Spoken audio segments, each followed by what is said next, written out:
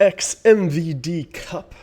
I think registration has just wrapped up, and we will be hopping into games shortly. Hope everybody's morning is going well so far today. Beautiful Saturday. If you are interested in looking at the bracket, it is currently here. I just posted the bracket information on the Twitch chat, and we will go ahead and see what games we can hop into first. Put that over there.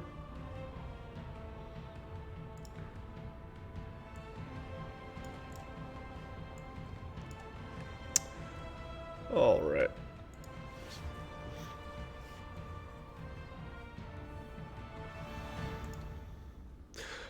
So, for those of you who are unfamiliar with this cup, the MVD Cup is the most valuable diamond cup. So this is for all players who are Diamond 1 and below on AlphaX's team.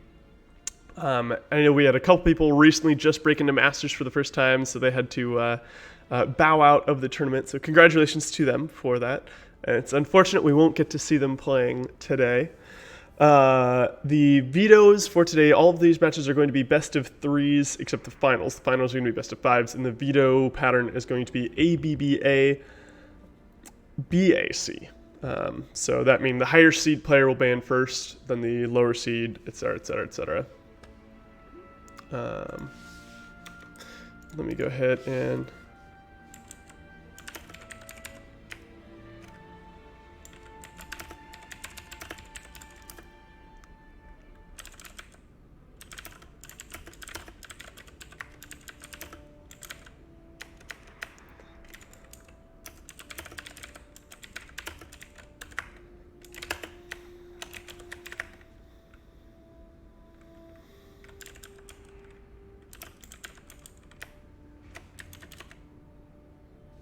All right, looks like we will probably be hopping into a PVZ first, as the players are wrapping up their vetoes. These are being played on the current season maps, so I know starting next week, I believe. Here, I can check. Ladders. Current season, starting after June 9th, so we've got a week and a half. There will be the new map pool. So these are currently going to be played on the 7 maps that we have. Eternal Empire, Everdream, Golden Dawn, Nightshade, Purity and Industry, Simulacrum, and Zen. So each player will get to veto 2 of the maps, which will leave 3 maps remaining within the pool. Each player chooses one, and then we have the final ace match on the remaining map. So we're still waiting as players finish up, and we will go ahead and get into our first game. How you doing, Danatory? Hope you're having a wonderful Saturday morning. All right, here we go. We're climbing into this first game. This will be on Simulacrum.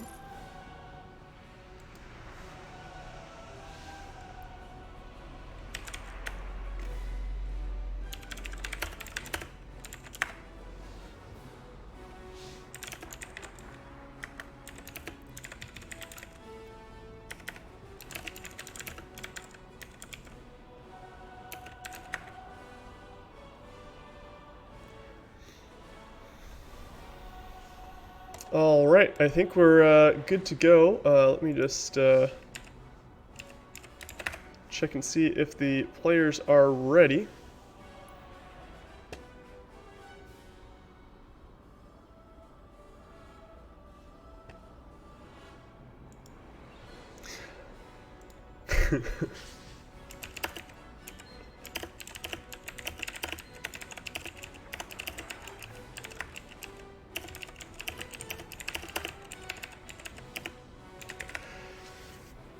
So yeah, this will be a Protoss versus Zerg matchup between Captain Canuck and Banana, also known as the Potato Lord. I think Banana is the more common name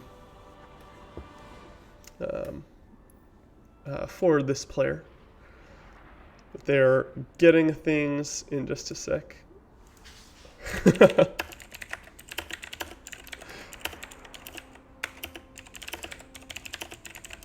I was giving the players a hard time because they selected red and orange, which are not the best colors as you're trying to decipher things. But they're different races, right? So it didn't really matter. But all right, looks like our players are ready, and we will be climbing into this first map. It's 8 o'clock where you are, Dan. Oh, nice, nice, nice. Well, good evening. I hope your day was wonderful. And here we go. So I don't know what the vetoes were, but we will be starting this first game on Simulacrum. Alright, here we go. Spawning in the bottom right-hand side of Simulacrum, it is your purple Protoss, Captain Canuck. And in the top left, your Zerg hero, it is the orange player, Banana. Alright, so it looks like our Protoss player is going for a low ground wall. Going to try to take this Nexus first. This probably means we're not going to see any sort of cheesy, crazy cannon rush or proxy gateway, anything like that. It's going to go ahead and do that gateway scout with the probe to confirm that there's no 12 pool. Of course, we know, eyes in the skies, that this is a hatch first build. It's always good to make sure to keep your opponent honest. Gas going down here, and we should see pretty soon a probe come out to drop the Nexus and core. That'll be at 19 as we get to 20 supply. The 19th probe should rally down there, I imagine. Yep, here it comes. Gas and pool coming out for our Zerg player. It looks like we're going to see Nexus first. The probe scouted the hatchery, realized, okay, I'm safe. I can go Nexus and then core.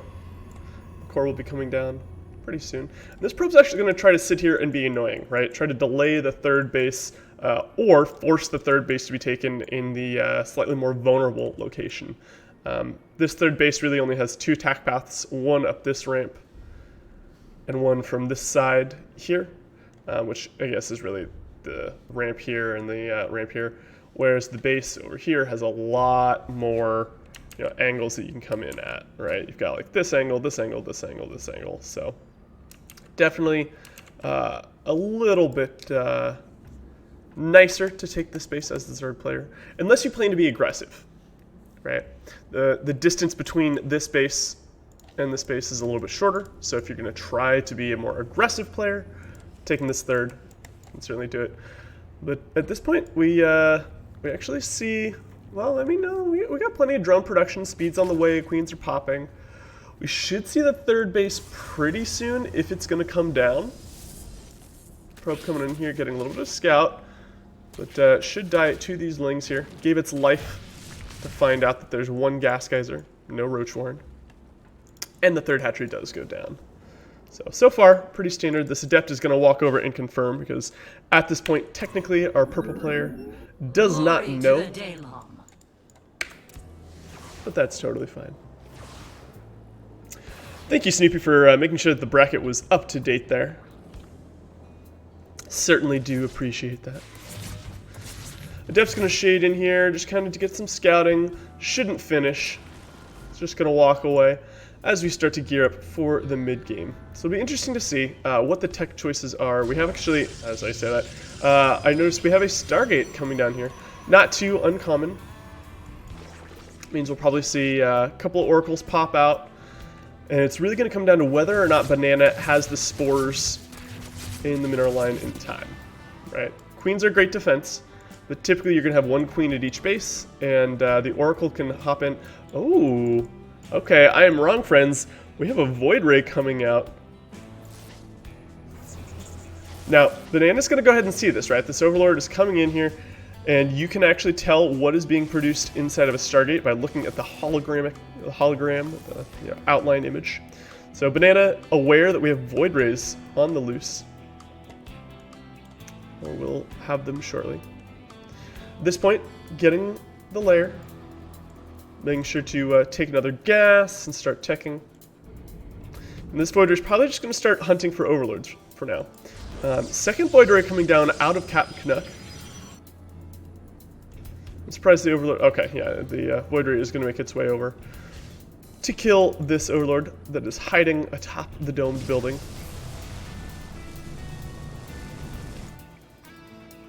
Now with Lair finishing shortly, we will see what tech choice our Zerg player wants to go with.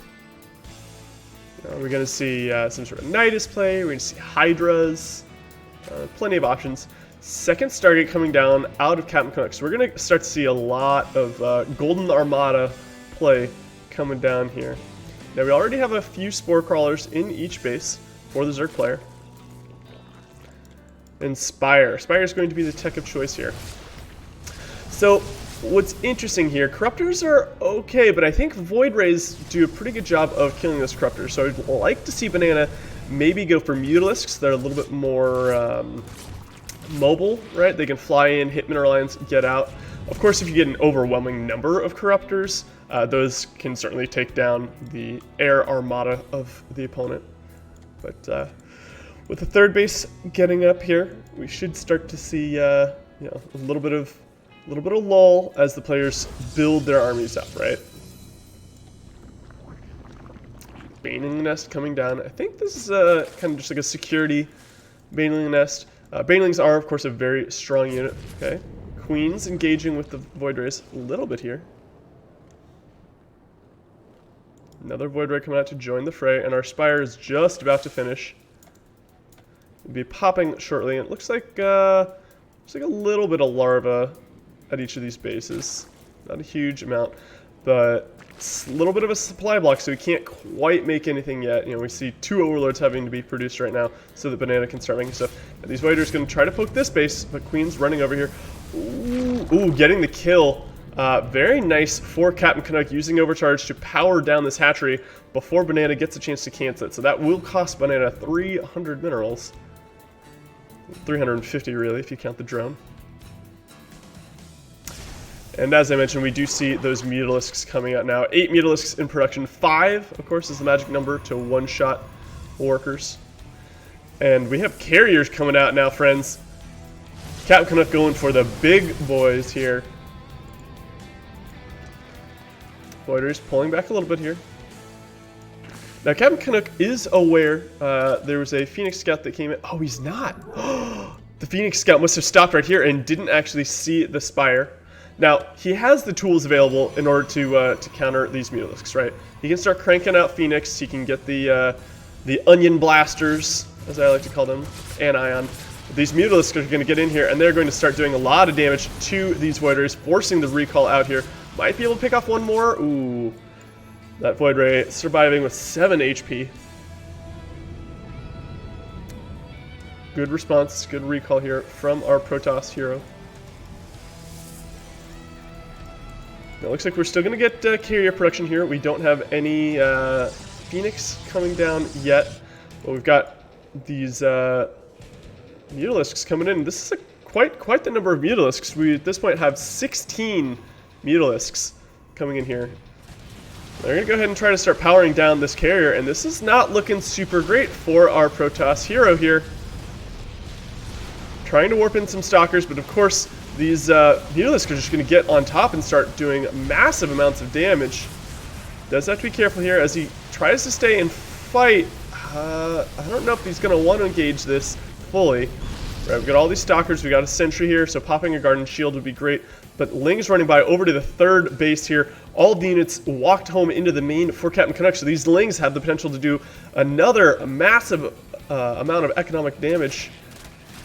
No pull yet. Ooh, 2, 3, 4, 5, 6, 7. Ooh, seeing a huge number of probes falling for Captain Canuck as the Mutalisks fly back in here. Great multi-pronged attacking, pulling all of the Protoss army up here while going back into the main to crush through any probes here.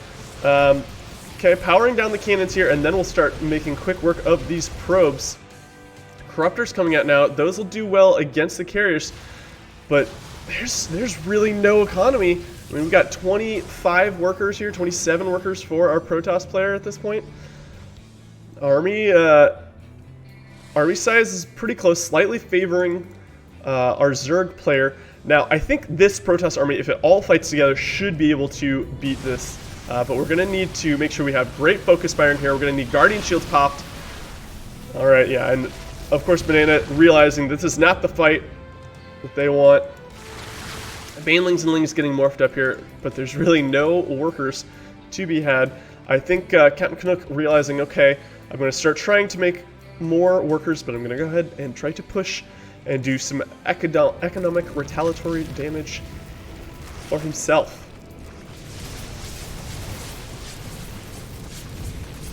Alright, with all these queens, Captain Canuck does have to be careful. Transfuse is a pretty strong thing. And all these banelings coming in, we're going to need to see some force fields. Great force fields coming down, locking out all of the banelings and lings. Most of the corruptors have fallen at this point, and we still have plenty of void rays and carriers alive. Queens doing their job, transfusing these corruptors. Bunch more corruptors on the way, but now we're out in the open, and there's, okay, some pretty good force fields. Ooh, Baneling slamming into the Stalkers on this side, though.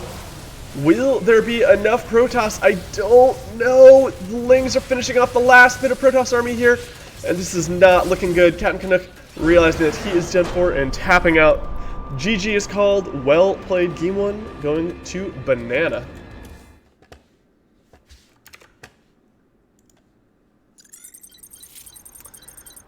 Alright, now we should see game number 2 here shortly. Yeah, I think it was a little bit ambitious to come in that angle, right? He needed a few more force fields to hold back all of those Banelings and Lings, but he kind of had to go, right? Captain Canuck had suffered so many probe losses, realizing that the longer the game went on, the farther and farther he was getting behind. So he's like, okay, I got to pull the trigger, got to go attack with the army that I have. It was pretty close there. If he had gotten another couple force fields, managed to hold off all of those Lings and Banes while he killed the air, and then was able to take care of the ground army afterwards, potentially could have been very good position for our Protoss hero. But as it was, the Zerg swarm was able to overwhelm. Alright, we will be climbing into our second map of this series. We'll be playing on Nightshade here.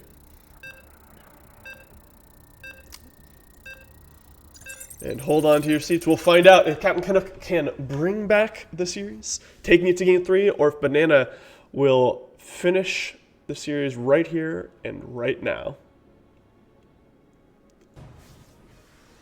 Alright, spawning the top left-hand side, it is your purple Protoss player.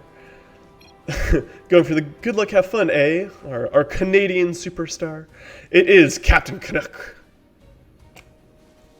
And in the bottom right-hand side of Nightshade, it is your Zerg hero, the orange player, Banana.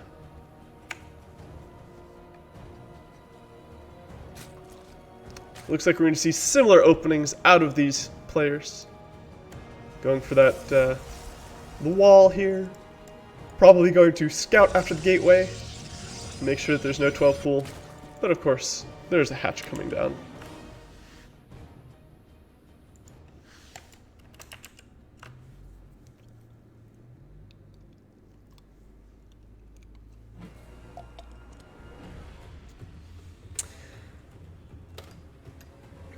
Oh, yes, thank you for reminding me to set this up.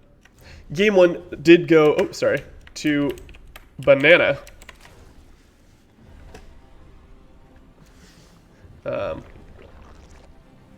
So, currently Banana is 1 up in the series. So Captain Canuck trying to make a valiant comeback here. So far, everything pretty standard. Players opening up the same way that they did, most standard of standard here. Hatch gas pool, and gate Nexus Cyber. Should see the second gas come down here. There it is. Cap Canuck trying to again deny the third hatchery. Just a little bit of time, right? You force the Lings to come down here.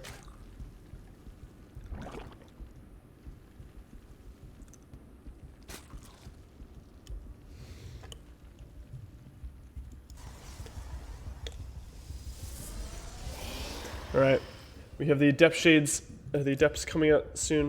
Of course, they will be shading across the map to get more scouting information.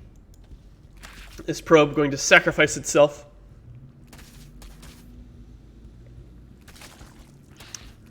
Falling there to the Lings.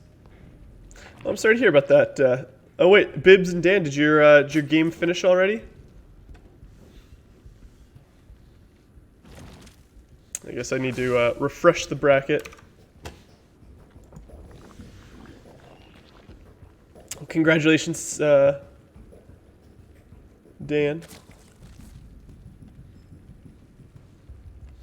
All right. So this game is shaping up to be very similar to the last one. Right, we've got the Stargate coming out for Captain Canuck once again. This Adept going to shade over here. Try to get a little bit of information, but probably cancel this shade. Oh, letting it finish, actually.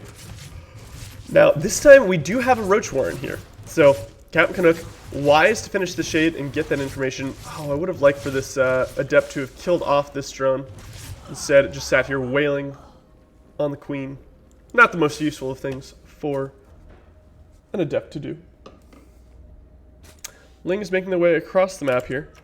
They're going to run up to the wall, and actually we've got a pretty steady stream of Lings coming out here. Both players have stopped producing workers for now.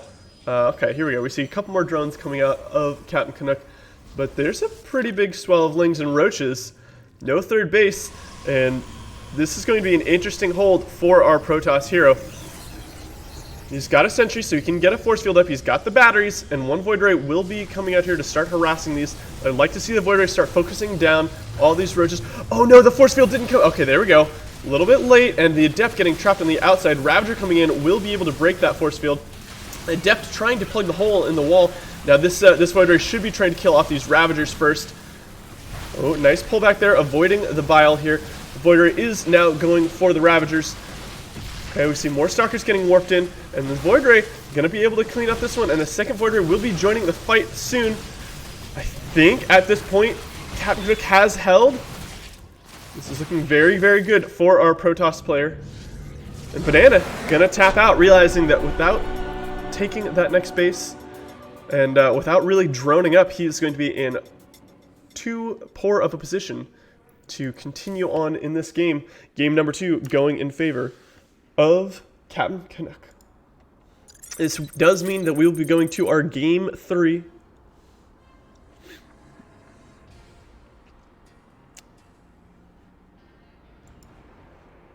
All right.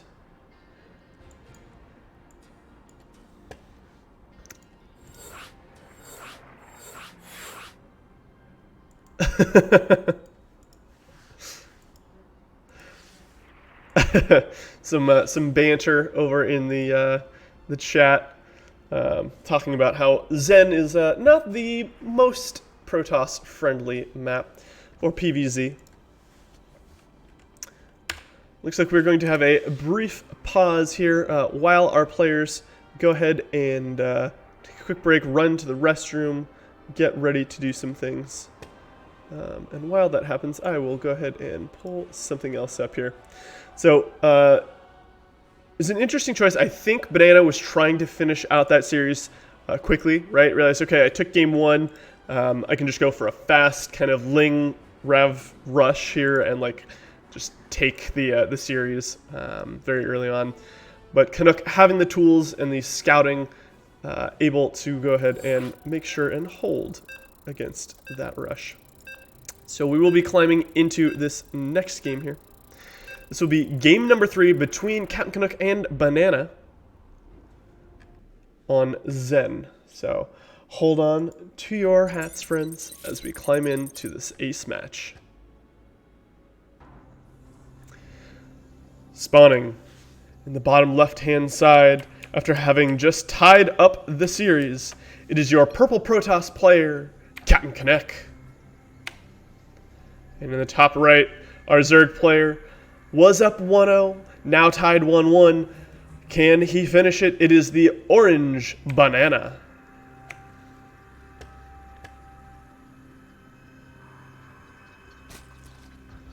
Once again, we see Canuck going for a very standard, low ground kind of play here.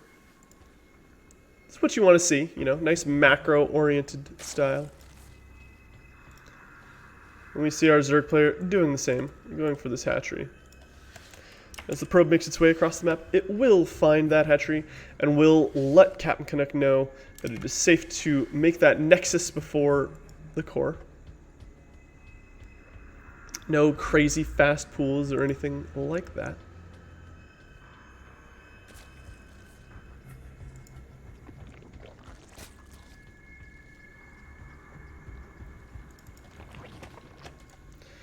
Captain Canuck does now see that pool, realizes, okay, I can come down here.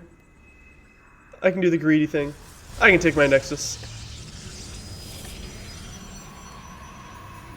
Cut probe for half a second so you can drop that core. And there it is, friends. You should see this probe come back in here, make a gas, maybe another pylon. And again, continuing to just try and deny this third base here. Now, the Zerg players can take this third. You know, we mentioned before, most maps have the option to take a safer third base, while also having the option for a slightly more risky but more aggressive third base. And at this point, we see drone come down here. We should see these Lings come out, try to shoo away this probe, and as they do, the drone will be able to make its way over.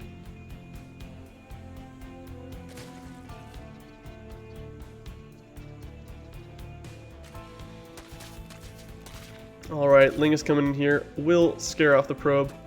Drone stopping by to give it a high five on its way over to this hatchery.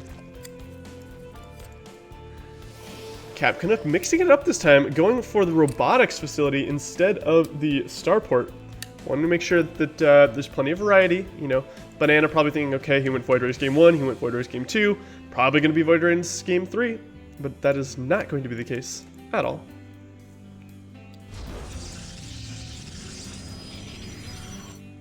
Adept over here, trying to be annoying. Not doing too much here. Should try to shade away while, you know, or shade into the main or something. Yeah, there we go.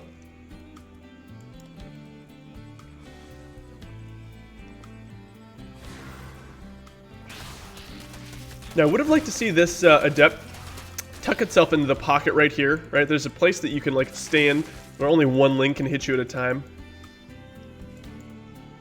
You can sit there and just wail on the drones for a moment. Yeah, and here we go. We see these spore crawlers preemptively coming out, and that's because Canuck did a good job of, you know, kind of like mind gaming his opponents, right? He went for that fast Stargate game, or not fast, but went for that Stargate game 1, goes for the Stargate game 2, but now we see a big warp gate and warp prism timing here. Now this isn't super all-in, right? We only have 5 gateways for now. 3 completed, 2 more on the way. But we got a little bit of an army coming out, a little bit of a push. Now this Overlord comes here, sees the extra gateways, sees the robotics facility, and that's going to signal, okay, I need to start making drones, stop making drones, start making Lings. And with this warp in here, Captain Canuck looking to do a bit of damage. Ling's not quite out yet. There's a fair number of Adepts in this army. Now, Adepts aren't really a great counter to Lings, but they're one of the better things that Protoss has. You know, Zealots and Adepts, both fairly cheap options that do good damage against Lings. Here we go, more Zealots getting warped into this army. And Captain Canuck realizing, okay, there's no drones here. I can go ahead and try to push into the natural. All production for the Zerg has been transitioned into Lings. We have the Banelings nest here. Will we see? Yeah, we do see a fair number of Lings trying to morph into Banelings, but the pressure is not stopping. We see more Stalkers, more Sentries getting warped in here. These Banelings are about to finish though, so Captain Canuck has to be careful, has to spread his units out a little bit, or just focus down the things. Okay, he was able to focus down 2 of the Banes, so only 2 connect, which is just going to take the shields off all these units, and I think Captain Canuck is in a very, very strong position here. As he kills off all of these units, he will be able to start wailing on these drones and killing the Lings as they stream out from each of these bases. Queen going to try to shut down the Warp Prism. Nice force field on the ramp. That does mean that only 2 hatcheries will be producing units here. Cap Canuck coming down, killing this queen. Backing up a little bit. Gonna warp in a bunch of units. Now this Evolution Chamber did a great job of kind of forcing the units to walk the long way around here. He's going in and he's kind of just unclear. Okay, there we go. Now he's trying to focus fire. Kills off the spine, kills off the links. Now he's going to start fighting drones.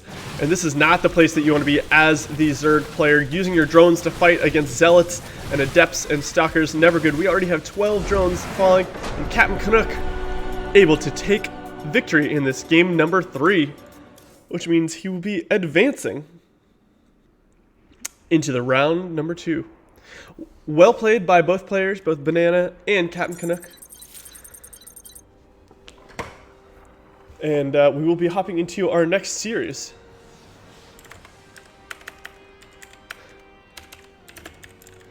Looks like there is a game just about to start. This will be between Warbuffle and Shazam Poof. Quick turnaround, just the way we like it, friends. Here we go. This will be another PVZ. And this one is going to be starting off on Eternal Empire. Now, while we're waiting for this game to start, I have something I want to talk to you all about. We here at Alpha X understand that gaming is certainly something that takes a lot of energy, right? It takes a lot of stamina. It's not just like those fast rush games, but we can have games that go on for, 45 minutes, right? And especially as we start playing these series where you're playing a best of 3, best of 5, best of 7, sometimes even best of 9s, you have to make sure that you're staying hydrated. And you have to make sure that you are keeping your energy levels up, making sure that you're keeping your electrolytes high. And that's why we highly recommend G Fuel. G Fuel is probably the official drink of esports. They've got tons and tons of different flavors, things like memory flavor lane. They've got their bubblegum flavor. I think I had one the other day that was like gummy fish, which I wasn't sure what I was expecting, but it was like pretty decent. And G Fuel is definitely something that helps you get in the game. They've been sponsoring players like PewDiePie and all sorts of other esports heroes for quite some time. And we want to give them a huge shout out and thank them for being sponsors of Alpha X. And we want to tell you to go check them out, right? You can go to their website, you can buy some of their products. Most of the time, if you buy some packs, they'll send you some wonderful little mixer jars as well. And these things come, you can get tons and tons of different flavors, whichever suits your fancy. You just mix it up, and it will keep you going for the long haul during that wonderful gaming session. So I was letting our players know that I am ready. G Fuel, if you're not drinking it right now, you should be. Go check them out and make sure that they know that we sent you. Okay, now we will be starting this next game up here. Oh, lights turning on. Game number 1 between these two players.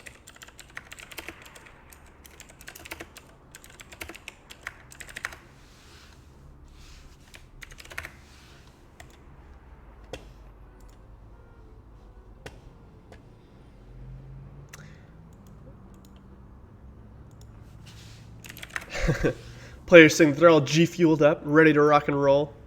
Warbuffle a little bit worried that his opponent now has the overpoweredness of G-fuel.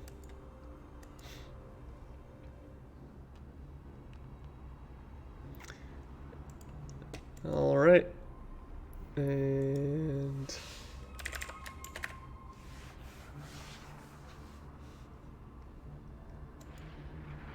I don't know if Shazam realizes.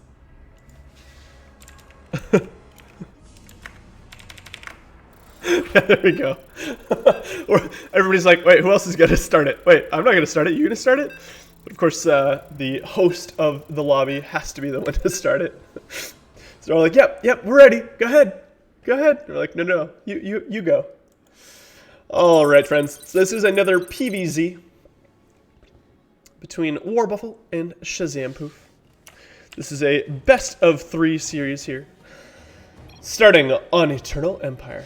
Now, Spawning in the top left-hand side of Eternal Empire. Top right-hand side, excuse me. It is your purple Zerg player. It is Shazam. All right, that was not smooth. I was trying to do like a super zoom out thing. We will avoid that in the future. I apologize. We'll do it one more time just for balance.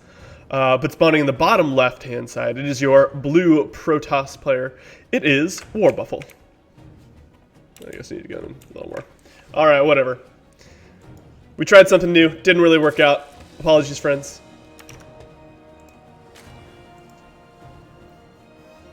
Yeah, congratulations, Captain Canuck.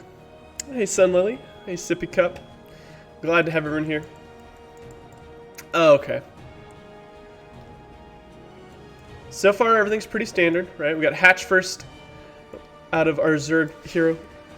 And this drone, or this probe, after dropping the gateway, is making its way across the sea. Can I go Nexus? Can I go, or do I have to go Core? What options do I have available to me? So hatchery is down. That is spotted by Warbuffle. This means this probe is aware. Okay, I have my orders. Make the giant pyramid. Here comes the pyramid. And here comes the circle building. So we've got our square buildings. We've got our triangle buildings. And we've got our circle buildings. All three of the main shapes of the Protoss army. I guess this one kind of has like a square base. I mean, they're all circles when they're warping in, or spheres, rather. I wonder if anybody's ever fallen into one of these warping portals. You know, like some probe like dropped it and was like, I wonder what's in there. I'm just a robot, but I want to be a real boy. And just kind of walk towards the light. The musings of a caster during the early stages of the game. Alright, so we do have a probe here, trying to make sure that Warbuffle is aware of when that hatchery is going to come down. Of course, these lings are going to come over and say, bye-bye, Mr. Probe. And actually, with that that extra set of lings, typically we only see the 4. 6 lings is a little bit more than usual. Not super crazy, right? He is certainly droning. I'm sure they force field it to make sure that the probes don't fall in. That's very true, Sun Lily. I think, yeah, there's some sort of safety mechanism. It's also interesting that they start as like a little black hole and then turn into like the white crystal-y thing. How you doing, Reality? We got all the friends here. Now, I would have expected to see a hatchery by now. Okay, here it comes. Here comes the drone, making its way over. I was a little bit interested because, like, okay, we got a couple extra lings. Maybe we're gonna see something crazy, but we did have constant drone production because the core of Protoss is evil. Whoa, woof, rude. The dark heart of the Protoss. Sun Lily, calling it as it is. All right. So these things are going to come over, they're going to bounce off this wall. They're like, oh, there's a chubby stalker over here. Can't do anything. And we do have this oracle. Interesting that's not making its way across the map. It's going to go ahead and just kill some lings here. Now, the spores aren't quite done, but they are mostly in place with some queens. So I guess perhaps Warbuffle was thinking, all right, I'm going to get over there, and I'm not going to be able to do any damage anyway. Might as well pick off some of these lings. But, I don't know. Still good to go try. Now with the 2, oh, pull them together. Come on, Warbuffle, put them together, put them together. With 2 oracles, you can of course one-shot the worker, so you fly in and you just go click, zap, click, zap, and then fly away. But Warbuffle, choosing to keep this at home, kind of little safety blanket here. Gonna use the revelation to see what is going on. Now Warbuffle is aware that we do have this layer. No tech choice has been produced quite yet. But seeing this third base, knowing, okay, I can start to take my third. You know, playing the kind of slow and steady macro game. Good to go. All right, and here it is. Here is our tech choice. We've got a little Hydralisk den coming out, friends. Tucked away in a corner. I actually really like this position. right? Because we know that War Buffalo came in here and he dropped the revelation there. You know, sometimes we'll see stuff here, but getting into this spot here, a little bit tricky, right? Unless you're flying oracles from the natural straight into the main, like, this spot's probably going to stay a little bit concealed for a moment. We do have charge coming out for War Buffalo. And we've got some Phoenix here. We've got the Robo, but we need some amount of splash. War Buffalo, realizing this, drops the Templar Archives. Will War Buffalo see the Hydralisk Den? No. It's still hidden. Still hidden. Comes in here, drops the revelation, tries to fly around the back, says, "Where's your tech structure? Where's your tech structure? I know you have one." Oh. Oh. Oh, the Queen will kill that Oracle before it gets to teleport home. Sad day for the Oracle. Now this Oracle gonna try to make its way over here.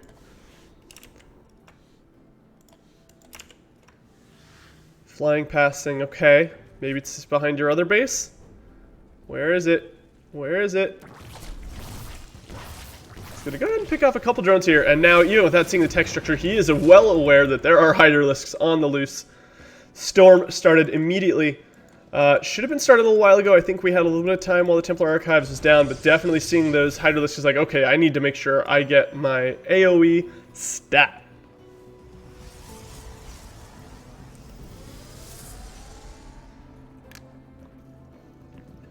Now we do have 2 High Templar already on the field here. This means by the time that the storm finishes, they will have plenty of energy. This Overlord sacrificing itself, trying to get a little bit more information. Because the Phoenix, of course, is going to kill it anyway. But now, with the upgrade done for the Hydralisks, they're going to go ahead and walk in here. They are starting to get their movement speed, but this is a lot of Hydralisks here, and there is not very much. Storm is just about finished. Storm just now coming down, but that's going to depower the shield battery. Some nice storms coming down here, forcing back these units. Oh, this poor Phoenix has been left to die on its own, and now these High Templar are out of energy, and I don't know if War Buffalo is going to have enough here. Making an Archon here, and he does have charge, but there's just so many Hydralisks here, and the DPS on these units is extremely high. Without a shield battery here, I think these Hydras are just going to tear through the Protoss army. These Mortals doing a fair bit of work here, but now with their shields, hardened shields coming off and more Zerg units streaming in, this is starting to look a little bit scary. He's going to have to fall back to the other shield battery.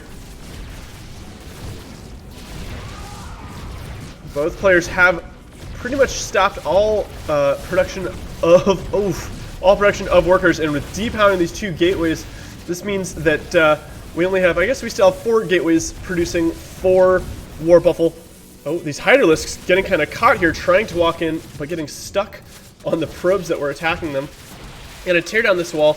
War Buffalo, seeing the writing on the wall, realizes, okay, my 3 Stalkers and 1 Zealot not going to be enough to kill all of these Hydralisks. Shazam doing an amazing job of keeping that tech concealed until the moment that they were moving out to strike. That does mean we're going to go into game number 2 between these players. I guess we would have gone in game number 2 regardless of how it had gone. But well played to Shazam for picking up that game number 1. We'll take a quick bathroom break for one of our players here. And we'll talk to chat for a moment. We'll see what's up. Now, I don't know. I need to figure out what's going on because for some reason, it started maybe 3 weeks ago. My stream, I'll start the stream off. It'll be fine, right? It'll have like, you know, like a second or 2 delay. But by the time I get to an hour into the stream, I've got like 10 seconds of delay. So I apologize that any responses to chat might be slightly slowed down. I need to figure out what's happening. It's a very strange set of symptoms, I guess. We're going to go ahead and climb into this next game. Shazam running to the restroom. We'll be back shortly.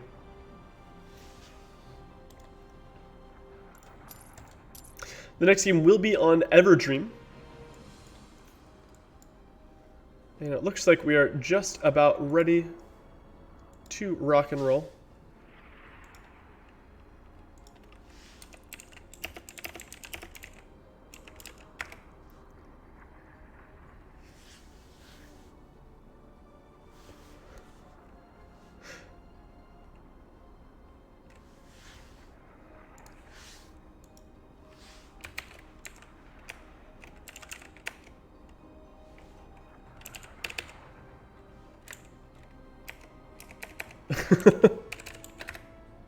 There we go.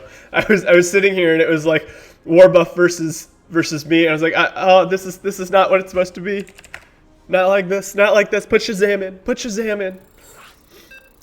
All right, and here we go.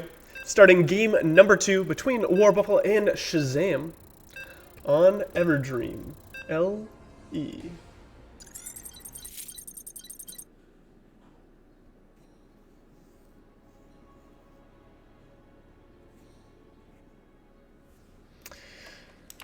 All right, friends. Spawning in the bottom left-hand side of Everdream. It is your blue Protoss player. Can he take game number 2 back for himself? It is Warbuffle. And in the top right, the purple Zerg, hot off of his win in game 1. It is Shazam Poof.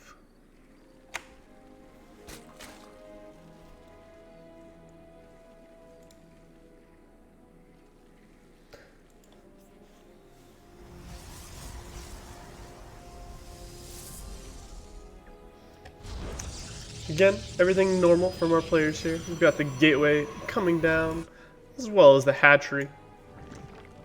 No crazy pool first, no forge first. Just standard macro play, as we like to see it.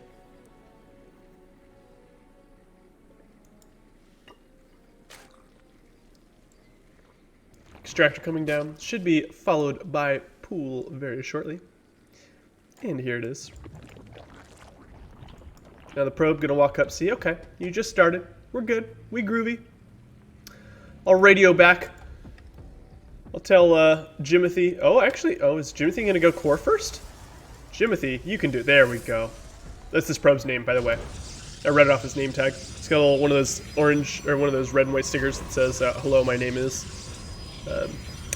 So, Jimothy realizing, okay, I can drop the Nexus first, and then I can drop my cybernetics core.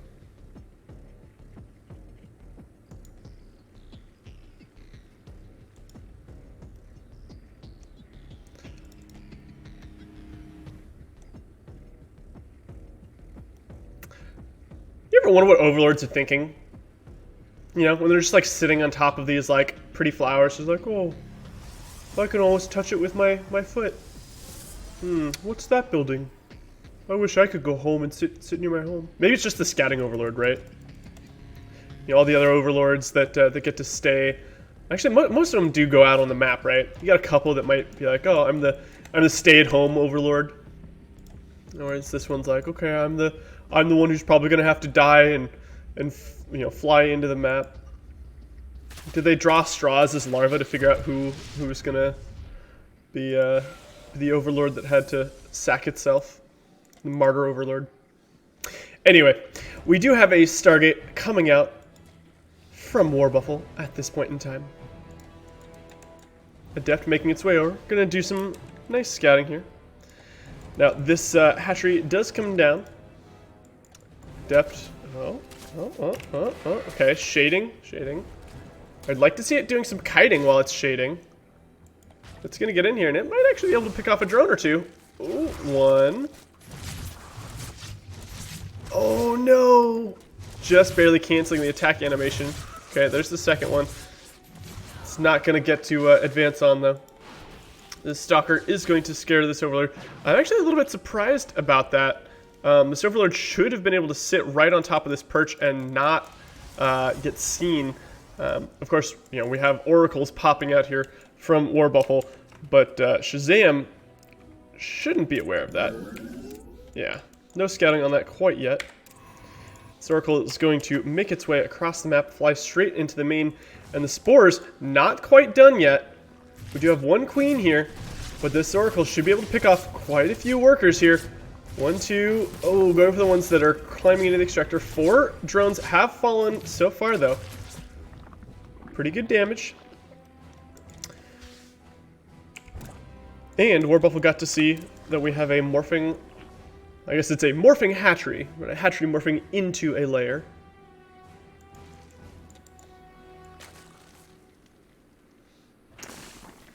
Now, Warbuffalo has the second Oracle, and the Spores?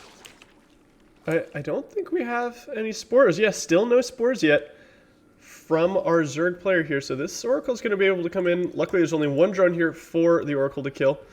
Instantly turned into a Spore to save itself. This Oracle is going to come in. 1, 2, 3. Can I get a 4th? 4. Ooh, be careful. Don't get sniped. Don't get sniped. Oh no, Oracle.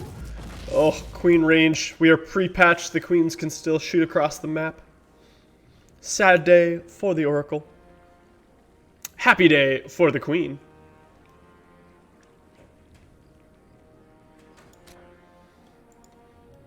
Now we still have this Oracle over here, right? So setting up the stasis wards, you know, getting some revelations off, definitely good things.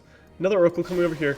And finally this Overlord, as we mentioned earlier, drew the short straw, was sent in to its death. Stalker should be able to kill it, as long as it's paying attention. Oracle's going to stop in the middle of the map. We do have the Twilight, the Templar Archives finishing up. Storm should be coming down soon.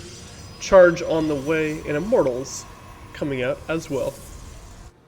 Hallucinated Phoenix is going to fly in here, try to scout what tech we have. But of course, you and I know that that layer isn't for a tech structure so much as it is for the roach speed. We also have Burrow coming down.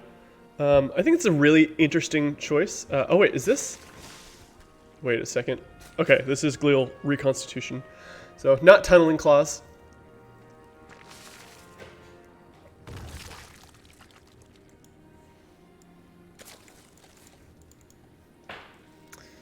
We've got a fair number of roaches here. All drone production has stopped for our Zerg player, so I imagine we'll be seeing a push here very shortly, probably as these 9 roaches pop out.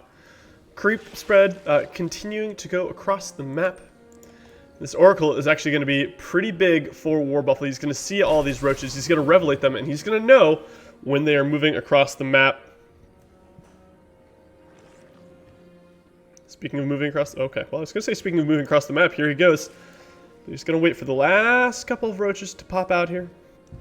Possibly wait for the revelation. Oh, it's such a shame that this one roach is like betraying all of his friends, right? Warbuffalo is like, oh, I see the Ravagers coming. Research complete.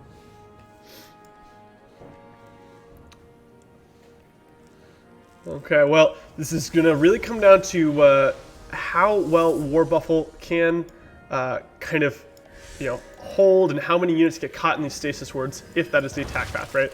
If they end up coming up this direction, that's totally fine too.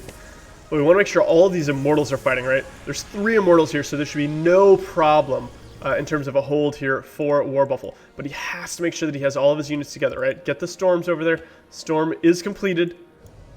Revelation coming down on these units. Now there's another hit squad coming to the top here, but a couple of roaches going to get caught in this first stasis ward. A couple more going to get caught in this one. Oh, huge number of units, and very nice job here of Warbuffalo making sure to kind of make sure these units are split up.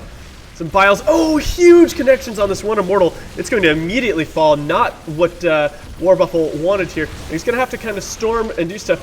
But the fight over here has also started engaging, and these Lings getting on top of the Immortals. Now, Warbuffalo has cleaned up this fight over here, so the only thing he has to worry about for now is this side. But there are a lot of Ravagers and a lot of Roaches still alive here.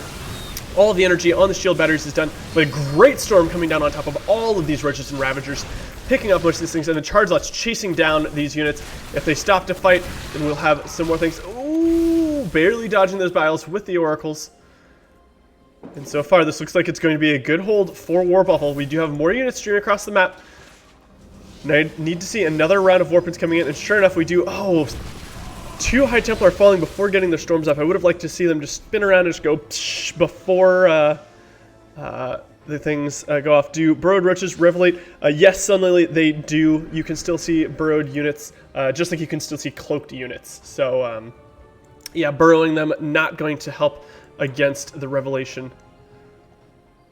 Okay. Round 2, we see another drone getting put in the mix. I'm not sure if that was intentional or okay, no, it was, and it's on its way to go somewhere. It's coming over here, I guess, to mine. So we see Shazam realizing, okay, I need to go back into a little bit more macro. I'm probably not going to be able to kill my opponent straight up here. But we definitely do see another scary push coming across the top. But at this point, I think Warbuffle's got all he needs, right? He's got more cannons, more batteries. He's got the Immortals. He's got Templars with Storm. Now, we did see the Changeling come up here. The Changeling saw that the army was all positioned in this location. They saw all the static defense that's here, which tells Shazam that Shazam needs to go through this direction. Needs to break down the rocks and come up. And it can. Oh, Shazam actually can now, because of the Overseer, can now see this Stasis Ward. Oh, not quite getting the pick off on it. A bunch of these units going to be forced to be used as kind of force fields themselves. Oh, these Immortals are just tearing apart all of the Ravagers and all of the Roaches. But some huge piles coming down on top of the army there, but another great storm. And I think at this point, Warbuffle should be able to hold. These units are going to come out of their Stasis Ward in just a sec, but all of these Immortals can turn around and just shred them as they make their way. And this is looking very good for our Protoss hero. Alright, both players kind of posturing. We do have the Warp Prism here. It did almost fall to some vials, but barely staying alive at 6 HP. Shields, of course, have regenerated now. And now it's Warbuffle's turn to try to push forward and do some damage. Now, there is a counterattack of Lings running around. Whether or not Warbuffle has the Warp in to block this wall, I don't think so. Oh, this poor Immortal, both of these Immortals going to get caught here. But across on the other side of the map, we have the big engagement starting, and there's not a lot here for our Zerg player to defend with. There's a squad of units out here for a flank, but there's just so many Stalkers, Immortals, and a couple Storms in the mix here. Now, 22 workers did fall. That's basically all of the mining units here at the base. So if Shazam can manage to hold on, okay, yeah, too much stuff.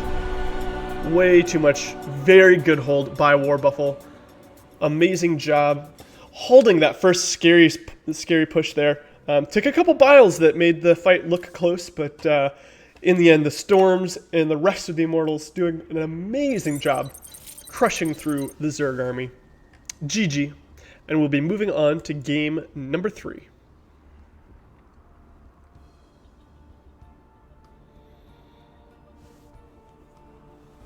Alright.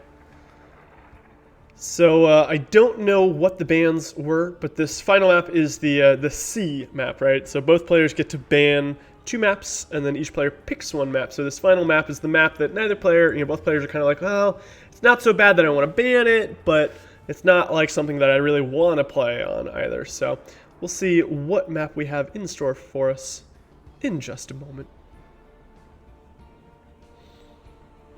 Well, thank you so much, Daunted. I certainly do appreciate that. We're trying to get better, working on our casting skills. Yeah,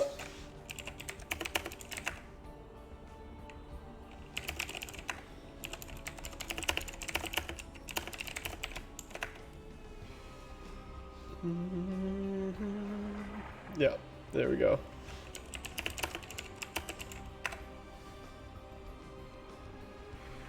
So the last map is going to be on Simulacrum. Simulacrum. Many different ways to say it. Not sure what's right.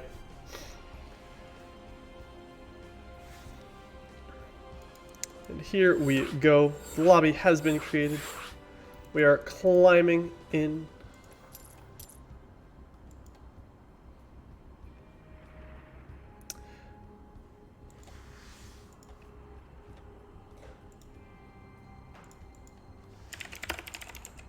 All right.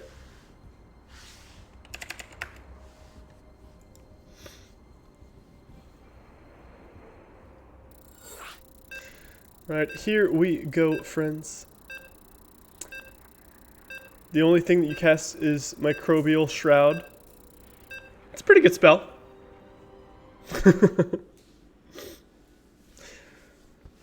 But of course, casting, you know, there's, yeah. I think it's really interesting how many different, I guess those are homophones, right? Words that sound the same but have completely different meanings. There are in at least the English language. I'm sure across every language, you know, has its own set. But I don't know. There's a whole bunch of things that I think are strange with linguistics, right? Before I get into a deep dive on that, let's go ahead and introduce our players here. Spawning in the bottom right-hand side of the simulacrum, it is our Zerg player, Shazampoof. And in the top left, it is your blue Protoss player. It is the Warbuffalo.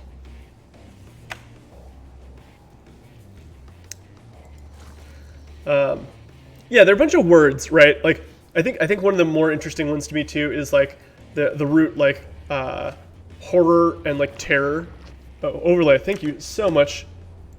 Great point. Thank you, thank you.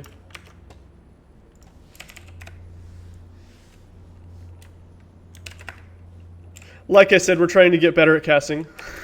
We're not tastosis mode yet. Someday maybe. Probably not. Actually, I take that back. We will never be a tastosis level caster. But we can have some fun, and we can bring some of these matches to the fans. The real heroes are, of course, the players. Speaking of our players, Warbuffalo going for that Nexus before core, you know, that one gate into Nexus after having scouted the hatchery. Now, I was talking about the words terror and horror, right? So if you think about those two words, they mean fairly similar things, right? Terror and horror.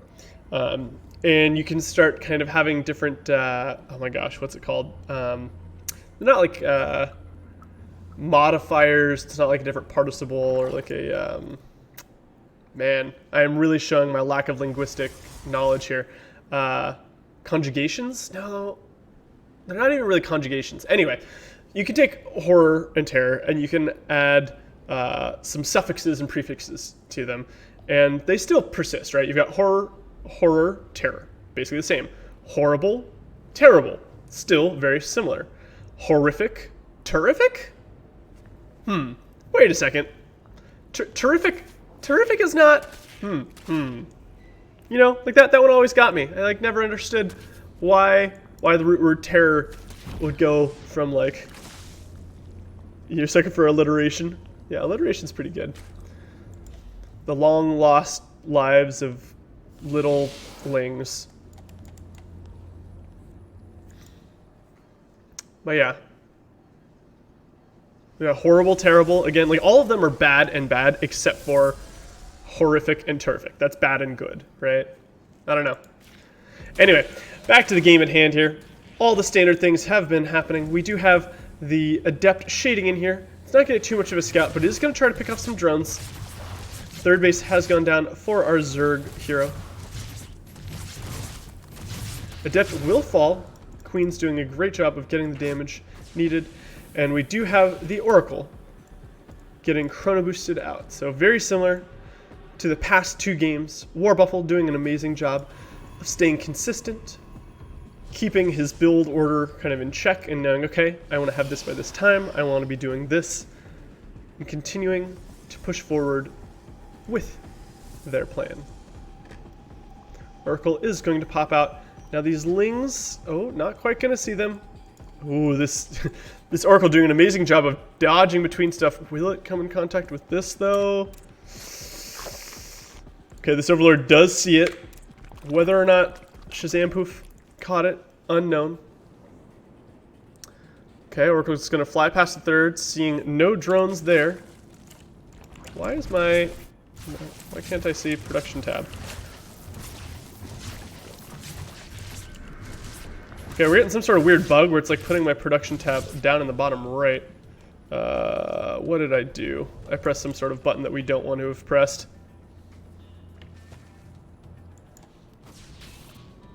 We'll just have to look down there for the rest of this game. I should really figure out how to turn that back off. I want to say shift. We'll figure it out. Figure it out, friends. If anybody in chat knows the command, I guess I could just start like W? No. There we go. Tilde for some reason. That's when we pressed 1 earlier, we accidentally swapped that out. Alright, some Lings coming over here, going to, I mean, obviously this Overlord confirmed it, but the Lings are going to try to kill a probe off. Zealot's going to make sure that doesn't happen. Another Oracle making its way over into the main base. Now we do have +1/+1 coming down from our Zerg hero. And we see the Hydralisk Den. I was going to say that was probably going to be the case because it was +1 ranged attack instead of +1 melee attack. This Queen trying to get in position to deny this Oracle. Revelation coming down. Oh, can Warbuffle see it though? Not quite. Doesn't see this. Unless one of these drones does something silly like transition over. Not going to know about this Hydralisk squad. Now, this is what Shazam was able to do in game number 1, right? Kind of hit the Hydralisks. I think that was this series. Was it this series or was it the Captain Canuck series? No, it was game 1 of this series. We had a PVZ right before this, for those of you who are just now joining us. And yeah, we'll see. Now, there's a 4th base here. And I believe last time the Hydralisk push happened before the 4th base was coming down. Warbuffle making his way across the map with a Warp Prism full of Zealots. At the same time, he's going to send some Zealots along to the 3rd base here, try to do some sort of multi-pronged attack. Now, these 2 Queens should be able to handle these 3 Zealots, no problem. Especially if they have some energy, and a 3rd Queen over here as well. 4th Queen, yeah, no problem. Charge is done, though. This Queen's going to have to run Great Transfuse, keeping that Queen alive, but at the same time, in the main, we've got these charge lots coming in. They will surround this Queen, keep it from going anywhere, kill that, and then immediately start working on the drones. Drones trying to make their way out, but they've just flown into the meat grinder of the Zealots. 8, 9, 10, 11, 12, 13 workers have fallen. And at the cost of these 3, and then probably these 4 Zealots, I think this is definitely a trade. Actually, these 3 didn't even die. They just pulled back. This is a trade that Warbuffle is probably very happy with. Going to go ahead and deny +3 armor here as well. At this point, I think these Zealots should be shut down, but the damage has already been done.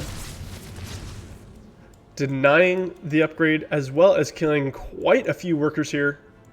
Some good harass by Warbuffle. But the real question is, can Warbuffle hold the counterattack? We currently have 13 Hydralisks on the field. But it looks like we're getting droning back. Oh, did the Hydralisk die? No, the why is... Uh-oh. Okay, well, we have a second Hydralisk den coming down. Hydralisks do have 1 upgrade just about done here. I'm a little bit... I think perhaps Shazam thought that the Hydralisk den fell and not the Evo chamber. But it could be that he's just making a backup, you know. Nice harass. Our boy has grown so much. Warbuffle pushing in, doing some damage on one side, dropping in the main. Here we go again. We've got 2 more Zealots here. This time it's going to be 3-pronged. These Zealots are going to get picked off by the Hydralisks. With these Charizards trying to come in here. One of them unfortunately being body blocked by his friend, not able to get on top. But we've got these Charizards coming in, and we had a Warp in here as well. So this is what it was. This way, if he kills the Hydralisk Den, there's still a backup Hydralisk Den. Shazam-proof, seeing into the future, realizing that he was going to lose this Hydralisk Den, and making the backup preemptively. Very well done, but it looks like he might need a 3rd one. Okay, no, with these Hydralisks coming in, should be able to clean up those units. And this Prism just going to escape unscathed once more. Now, I'd like to see Warbuffle taking his 4th base behind all this. He's been doing an amazing job of getting all this harass done, picking off upgrades, picking off tech structures, killing workers and queens. Ooh, Prism does finally fall. I think it's gotten quite a bit of value here. And it looks like this probe will come out here and... Okay, I was going to say, can it drop? Is this stasis ward blocking? But just barely safe. At this point, we have a huge number of Hydralisks. A total of 24 of them for Shazam Poof. The army supply getting quite big. And all these drones, okay, just now getting back to mining.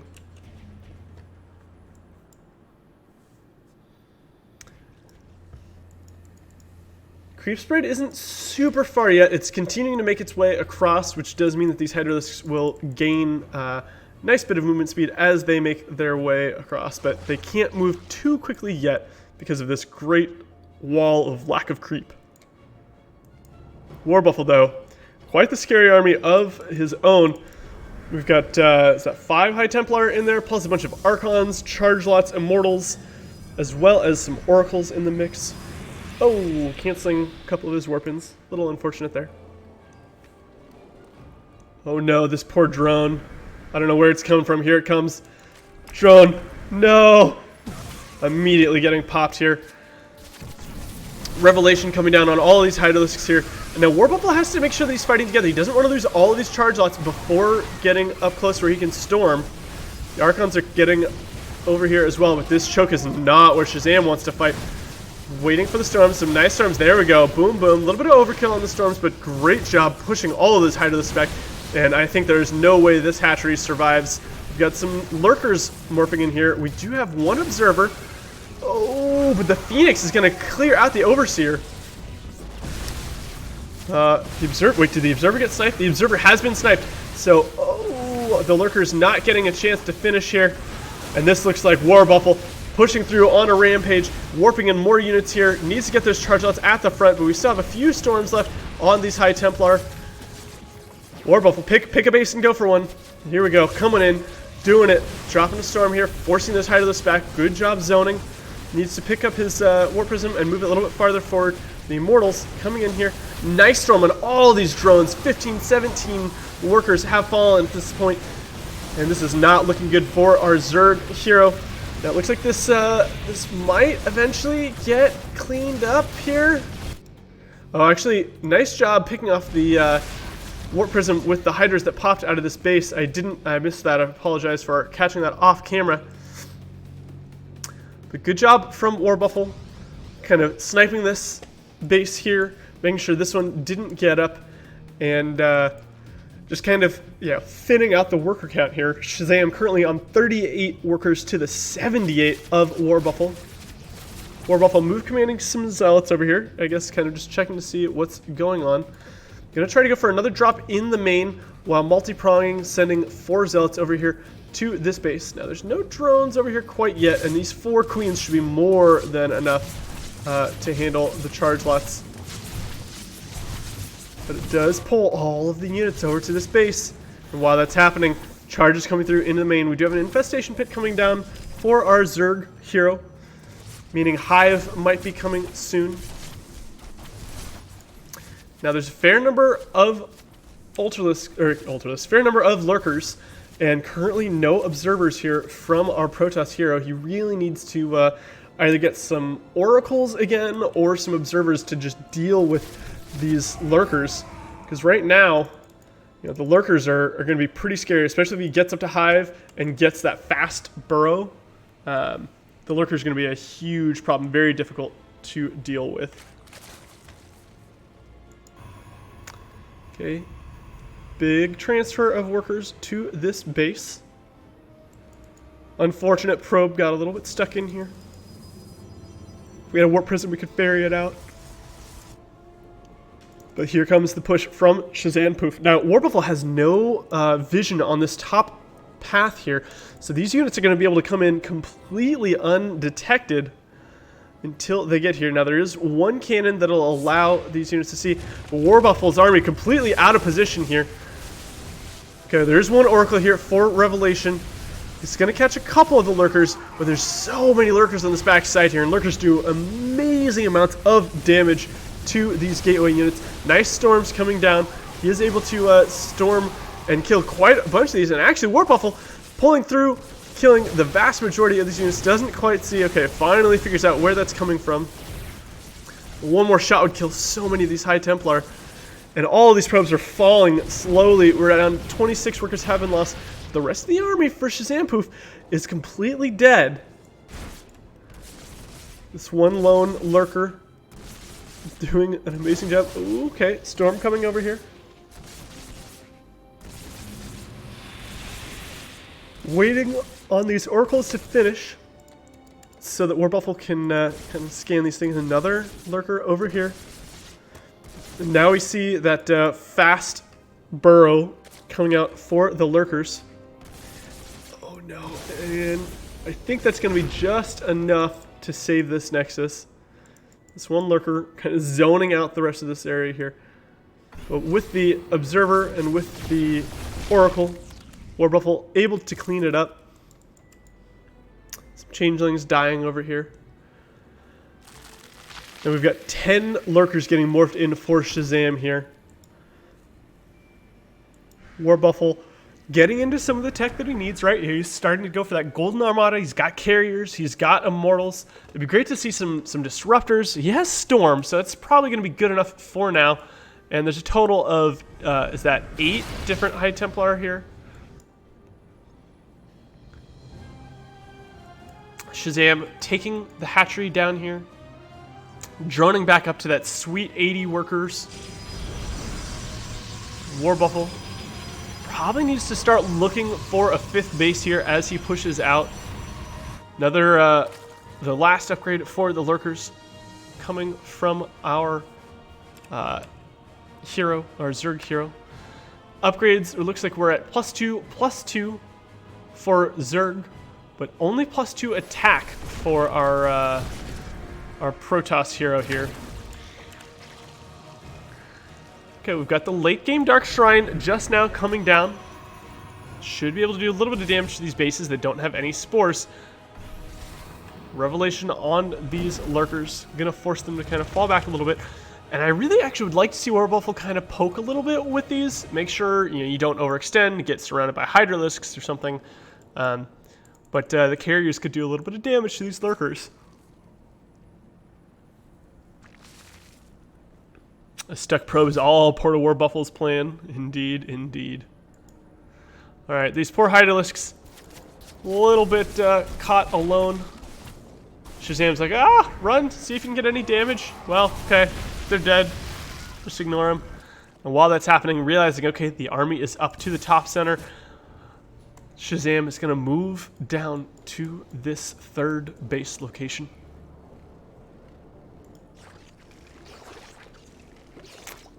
Now, there was quite a bit of creep spread coming up for a while, but War Buffle did a good job of kind of stopping that, pushing it back. But here we go. Huge attack on the 3rd base here. Now, this base is mostly mined out, so losing this isn't the end of the world. But it's definitely not something, losing the gas income is probably the bigger deal at this point in the game. Army getting recalled into the main. Oh, a little bit of a zealot trap here. War Buffle moving up to this base here, and he didn't lose any probes from that. That's really important to note. We've got super oversaturated mineral line here because all of the workers that were at this 3rd had to go somewhere. I'd like to see a couple of them in these gas geysers, but I'm sure that as soon as this base finishes, War Buffle is going to Maynard some of those workers over and start doing that. Okay, so here is the huge army. Revelation coming down, losing a couple of those oracles. Not what War Buffle wants, presumably. But he's going to come in here, and there's so many lurkers here. It's going to be very hard for War Buffle to engage this army. The carriers want to get on top and fight those, but the Hydralisks are going to do a great job. Forcing a cancel on this, War Buffle really needs to find another base location. Baneling comes in, picks off a few of these workers. 5 do go down. Tempest is getting put into the mix as well here. +3 ground attack coming down for War Buffle. We've got the Vipers coming out as well. Now these are going to be really big, right? They're going to be able to pull in the the carriers and the tempests, you know, kind of yoinking them from the middle of the army, and also putting down the blinding clouds to protect against the stalkers and everything else. That fast burrow getting on here, but huge storms on top of all of the Hydralisks and all of the lurkers. Another great storm there, but there's just so many lurkers here, and almost all of the ground army has fallen for Warbuffle. They do have some carriers out here, and they're doing a good job of picking off some of these Hydralisks, but most of the interceptors have fallen at this point, and Warbuffle not looking to be in a great position here, warping in a bunch more zealots. Shazam actually taking a very aggressive base here. You know, we've seen him popping up bases all over the map, deciding to take this one as well as the one right here. A little bit scary here. Probably going to have to cancel this. That might have been a little bit greedy. But with these Hydralisks and the charge lots, going to force these Hydralisks back onto the creep where they can reconvene with the rest of their friends. I'm actually kind of surprised that he hasn't canceled this yet. Maybe he's waiting to the last minute. I don't think he can keep this base. Yeah, there's the cancel. So many Hydralisks that are just tearing through all of these things. Now, there's no detection here for our Zerg player, so this means that these Dark Templar are going to be able to do massive amounts of damage to this army. If we take a look, it doesn't look like there's any Overseers on the map at all. Finally, we get a couple, a few too many, I would say, Overseers getting warped in here. I think this is a little bit overkill, but you know, to each their own. I guess he could fly in there and just like corrupt, whatever the ability is on the Overseers to slow down the production. Could be a neat little trick here from Shazam Poof. Sending a bunch of charge lots and DTs in to snipe this base. I think they will get the base. Viper's gonna come over, not be able to do too much, but the Hydralisks as long as, there we go, I was gonna say, as long as the Overseers show up, the Hydralisks should be able to do plenty of damage here. And that's gonna be it. Warbuffle realizing that if he can't hold on to another mining base, there's no way he's gonna catch up in supply. And the supply discrepancy was pretty big, 169 to 164 at the end of that game. Shazam Poof, taking game number 3, will be advancing on to the next round of this cup. All right, let me go ahead and take a look at the current thing here. Is Captain Canuck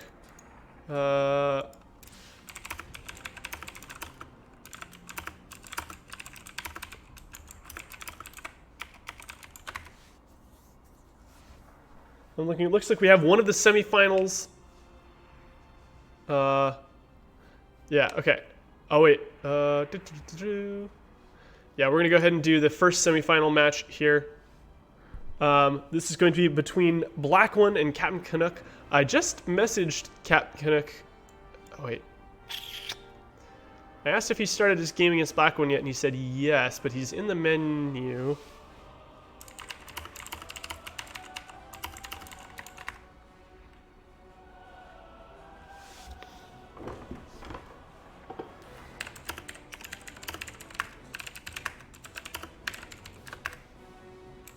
All right, so we are getting into the first semifinal match here. Our two players are Black One and Captain Canuck. Black One won 2-1 over Kozan, advanced on to play against Bibbs, where he won 2-0. Captain Canuck, on the other side, was able to beat Banana 2-1, and then took out Wilmus 2-0. So both these players going 2-1 and 2-0 in their round 1 and round 2 matches, meeting here in the semifinals. I need to double check. I believe the semifinals, semifinals are still best of 3. So we will be seeing a best of 3 out of these players. The winner will advance to our finals, where they will play against the winner of the other semifinal match, which has not been determined yet. Shazam Poof, advancing from the game we just watched, will be playing in one of the semifinal games. And then the winner of Danatory and Serpagal will be advancing on the other side. So our players are finishing up their vetoes right now. And while we wait, let's give another shout out to our friends and family over at G Fuel. I talked about them earlier. They are, of course, the official drink of esports. I talked about earlier, you know, I had some of the, was the gummy fish flavor earlier. What are some of the other flavors that I've got here? We've got kiwi strawberry, sour cherry, cotton candy, pink lemonade. Basically, if there's a flavor you want, G Fuel has it. And G Fuel is the way to take you from 0 to 100 real quick. It sharpens your focus, makes sure that you're keeping your eyes on the prize, make sure that you can, you know, stay in it for the long haul too, right? Keep that stamina up. As we get into the finals, that'll be a best of 5, so you need to make sure that you can, you know, keep your head in the game for that entire series, right? So huge shout out to G Fuel. If you have not tried any of their things, I highly, highly recommend them. Like I said earlier, you can buy some of their sampler packs and you get an awesome little mixer cup. I opted to go for the glow in the dark shaker, but they've got like solid black, definitely tons and tons of amazing stuff. So go check them out and yeah, enjoy G Fuel and make sure that you are staying hydrated, my friends. Looks like we have one of our players going to the restroom. Let me do one quick thing here. Beep, bop, boop.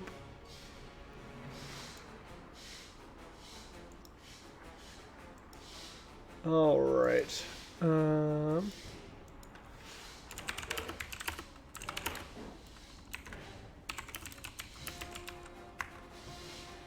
Game crash. Oh no.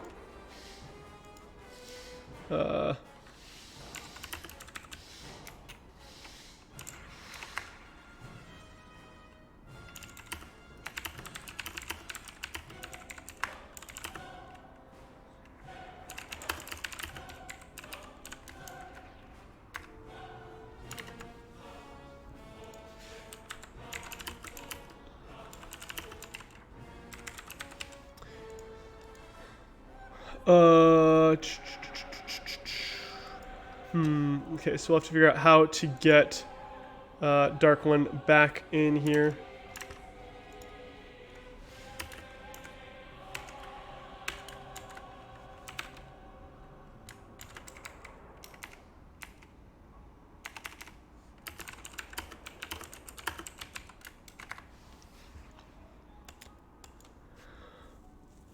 Ba-ba-ba.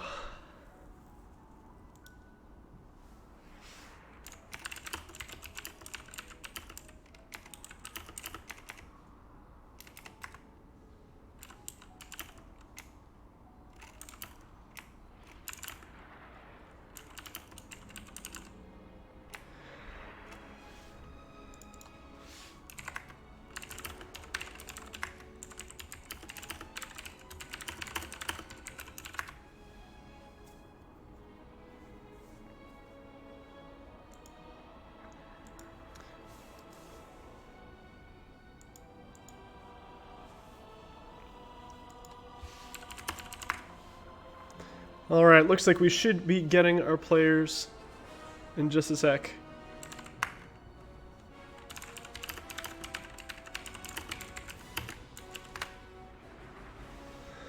Alright, looks like Captain Canuck is ready. Looks like the black one is ready. The black one playing, of course, under the handle Fart Life.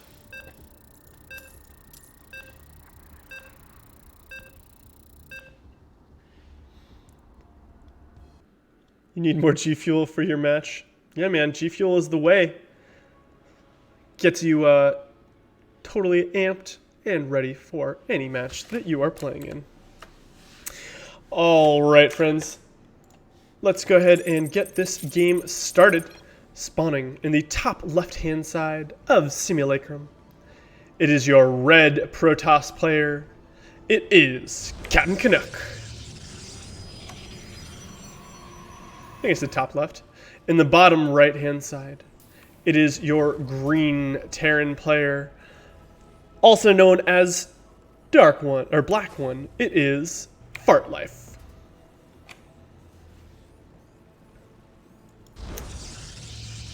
All right, looks like Canuck going for the nice mineral wall, Reaper wall. So you drop a pylon here, and then you can put a structure here. You can actually, I think, sometimes you want to just wall it against this, but basically what this does is it keeps the Reaper from running through this direction, right? He's going to put his core here, I imagine. And it makes it so that the Reaper that kind of jumps up from this side can't quite go straight around that way, or if it jumps up from this side, it gets stuck, right? And you can hunt it down with your Adept or your Stalker a little bit easier.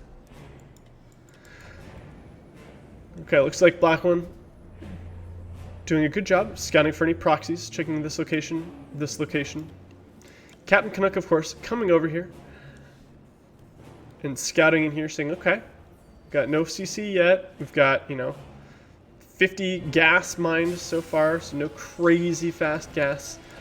Should see the command center start pretty soon, but is well aware that there will be a Reaper coming across the map. Sure enough, here's that cybernetic score we were talking about. So this is, again, to keep the Reaper from running around behind the neural patch. Helps keep them from being quite so pesky.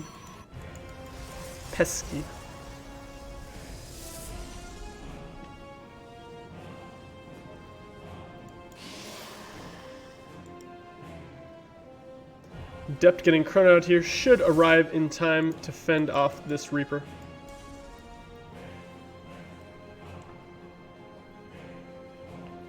I actually really like this SCV staying in here. Get a delayed scout a little bit later. The Adept is going to pop, shoo away this Reaper before it gets too much information.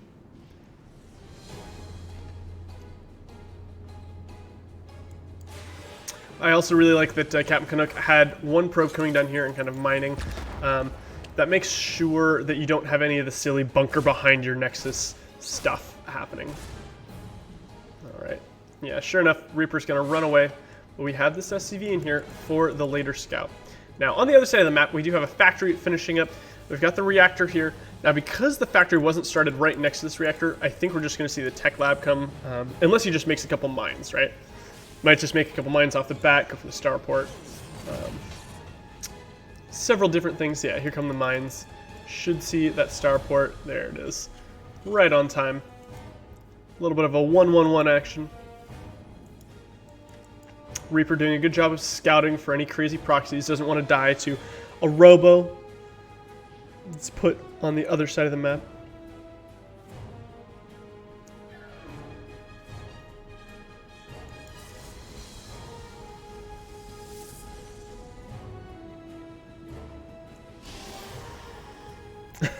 Shazam proof. If he wins this, he's going to retire with all of his earnings.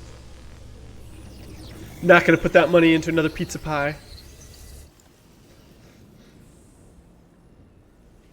Alright, so we do have... Where do those mines go? Hold on, let me find... Okay, so one of them's just hiding over by this gas geyser in case a pesky oracle decides to fly in.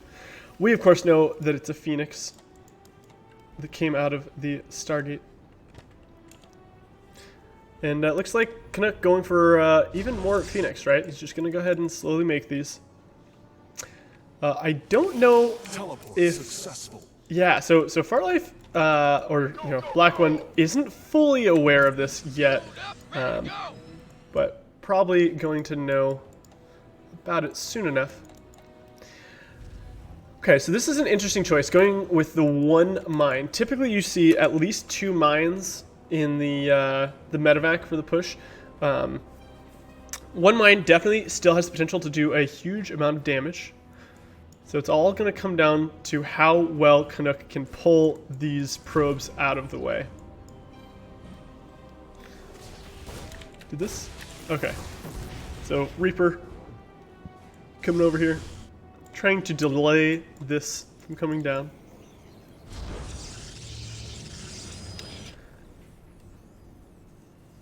Uh-oh, why did... Oh, these got pulled back, I guess, because of the phoenixes. I was actually talking to someone recently about the idea that it's like absolutely useless to try to run away from phoenixes.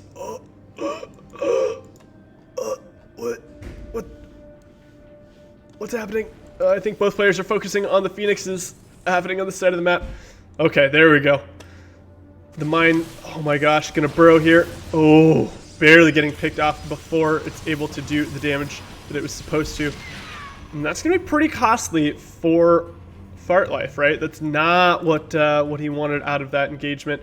Definitely wanted to pick off a bunch of probes and almost got a huge juicy swath of them. And these Phoenix are going to be able to fly in here and start doing some more damage. We do have one missile turret, but the Phoenix, you know, this number and starting to get even higher, can fly in, pick off like 2 or 3 workers and fly out before anyone takes too much damage. Gonna pick up this SCV, delaying that command center from starting here. Pick up that SCV, there's another one.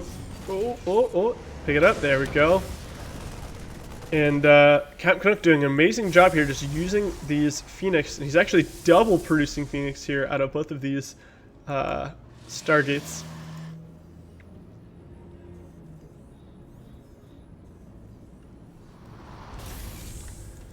I think this is a good decision too by Fartlife. You know, building the command center up here, we can protect it with his army at the front. Definitely a wise choice. It's not going to get delayed any more than it already has been. This is what I was talking about, right? He's going to come in here, get 3 workers. Probably could have gotten out without losing any Phoenixes, but still, pretty decent trade, just making sure to keep his opponent on low economy. And I like the fact that he was going for the people on gas. Now, Fartlife doing a great job of resaturating the gas, but sometimes you go in here, you lift the ones on gas, you kill them off, and your opponent doesn't realize it, and then they are wondering why they have so many minerals and so few gases? Why do they have so much mineral income but so little gas income, let's say. Yeah, I really like this Phoenix play as well. This is definitely something you see. And this is kind of the Roddy style, right? The Rotterdam Mass Phoenix. He's actually going for the Onion Blasters, or Anion. I think they should be called Onion Blasters. He's gonna go ahead and you can pick up these units and fight them. You don't have to take damage. But we do have a big fight going on over here, and this is actually the scary part. With Stim done and these mines finishing here, there's not a whole lot. Okay, doing some good pickups here, but we need more charge lots in this army, right? These Stim Marines are just going to tear through all of these Phoenixes. The Phoenixes really need to pick off the medevacs. Here we go, some charge lots coming in. And with this, I think Captain Canuck should be able to hold here. Well, it's still getting real dicey. Okay. We've lost a few probes here. We need to get another big warp in here. Okay, here comes the warp in. Now, there are no medevacs. There's one coming all the way across the map. But if this engagement goes well, here we go. Okay, yeah, get in here and just pick up the units in the back. Great job by Fartlife getting into the mineral patch where you know, the Zealots are kind of choked up. They can't get in and get all the damage. But overall, good hold. I mean, losing 6 workers, not ideal. Losing a fair number of Phoenix, and really you don't want to be losing any Phoenix when you're going for this style, right? You want these units to just be absolutely generating kind of a positive influx for you. You know, you want to use up energy in exchange for killing enemy units. So losing them kind of not great, but 6 is still plenty to come in here and do a fair bit of damage. Return the favor in terms of killing SCVs for your opponent. Maybe even pick up a tank, something like that. But I think Captain Canuck trying to be very careful not to fly his Phoenixes into any mines that might be burrowed underneath. Whew, one of these Phoenixes is very low, sitting at 13 health.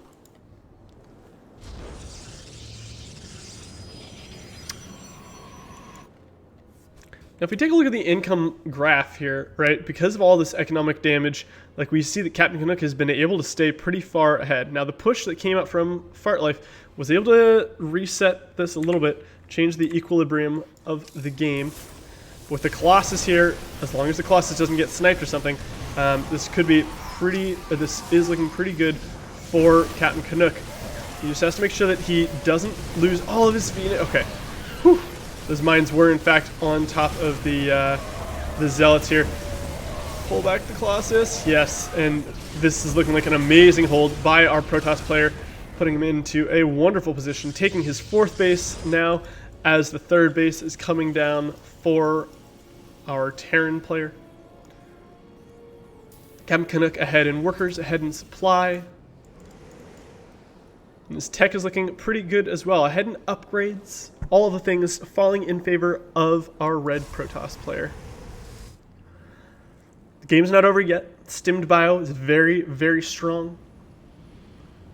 Especially with medevacs and mines. This mine going to go ahead and fire. Oh, and actually allowing the chart to get the snipe on that last Phoenix here. Not great for Captain Canuck, but again, it's just one Phoenix. It's not the end of the world. Scan confirming that there is a fourth base, and I like this one mine, right? It's just kind of like a spotter mine. It's kind of like, yeah, I'm here. All right. I think Captain Canuck is a little bit I would be much more bold with these Phoenix if I were him. He's got so many, he could just clear out an entire mineral line for the cost of one Phoenix.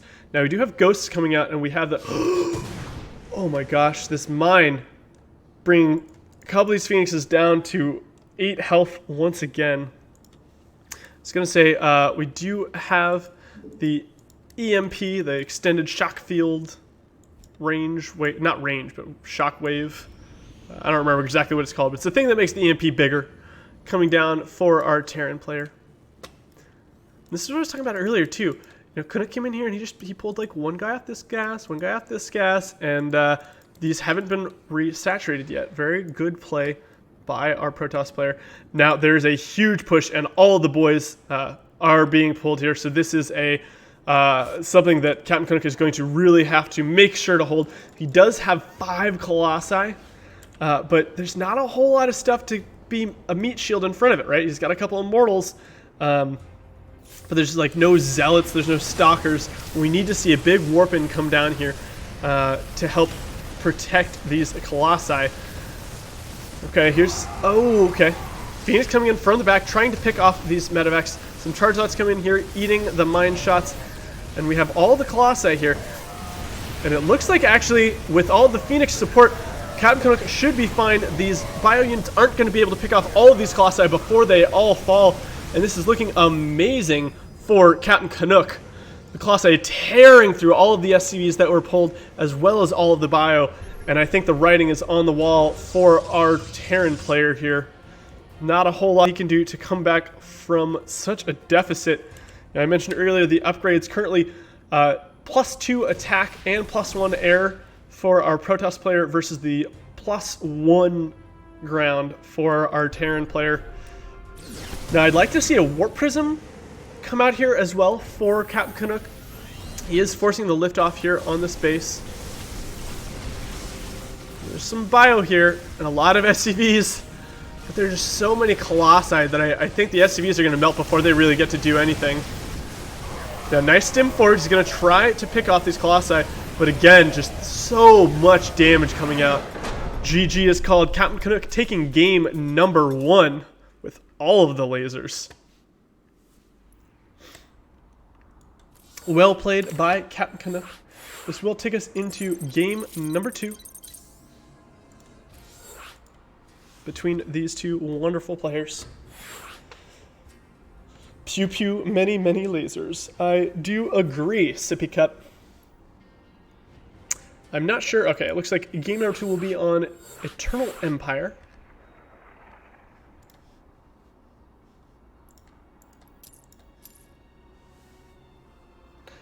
And it looks like we will be climbing into this game very shortly.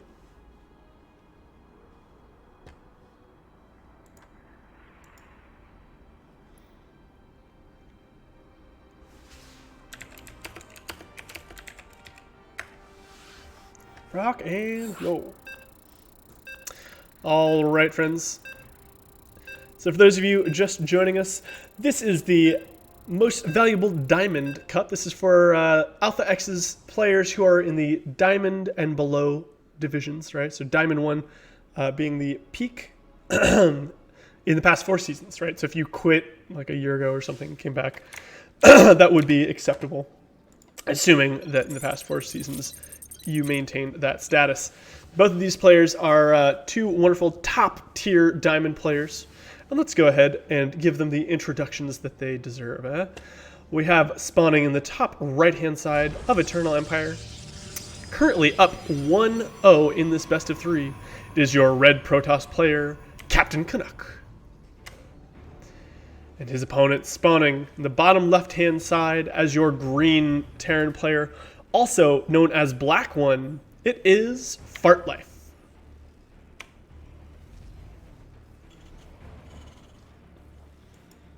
So it looks like we got a little bit of cheeky play coming out here. We got this is looking like a max packs. Well, not quite. Okay, so he went pylon gate, but the gateway was at home. So I'm a little bit interested to see what's going to happen here. Is he going to make another gateway at the front?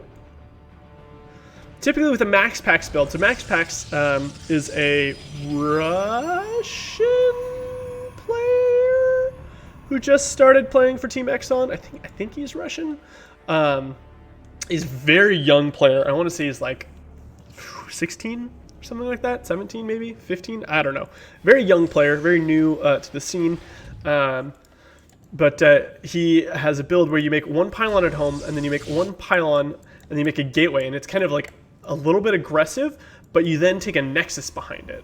So this SCV gonna show up here, probably gonna be a little bit confused as to why there's no nexus yet.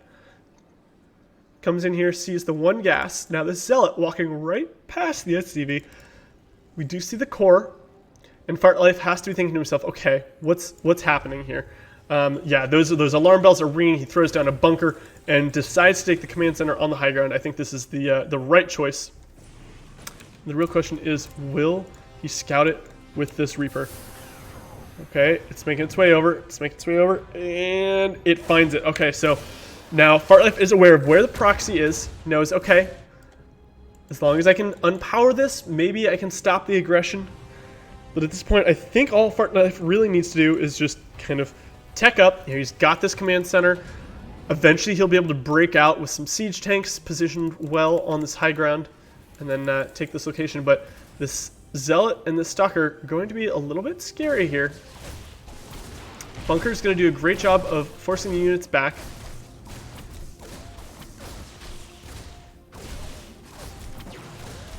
And I almost feel like what we should see is we should see the Zealot hold like the mid-ground of the ramp. I think it might be out of range. Oh, the Stalker could have picked off this SCV as well. Alright, Captain Canuck doing a little bit of pressure and then deciding, okay, I've got you contained. I'm going to go ahead and take a Nexus of my own. Now this probe is going to make its way over here as well. What are you doing, probe? Oh, don't, probe. No, you're going to die, probe. Don't do it. Don't do it. Oh, no. Evaporating into a teal robotic cloud of dust. This Reaper going to go ahead and go around the army, make its way across, and try to scout what is up. It should get over here and see the Robo and Twilight, as well as the Nexus.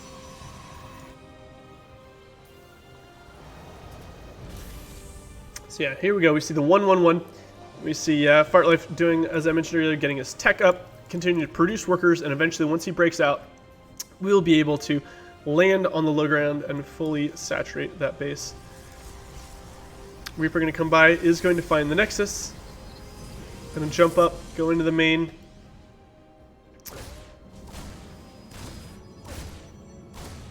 So he should know as well that an observer has popped here. Probably not really looking at that though, because we do have the engagement at the front. Those two Stalkers are going to fall. I don't think they managed to take down anything, no. Getting a couple of these Marines pretty red. But at this point, we're kind of settling into more of a standard-ish game, right? This is going to get completely taken care of.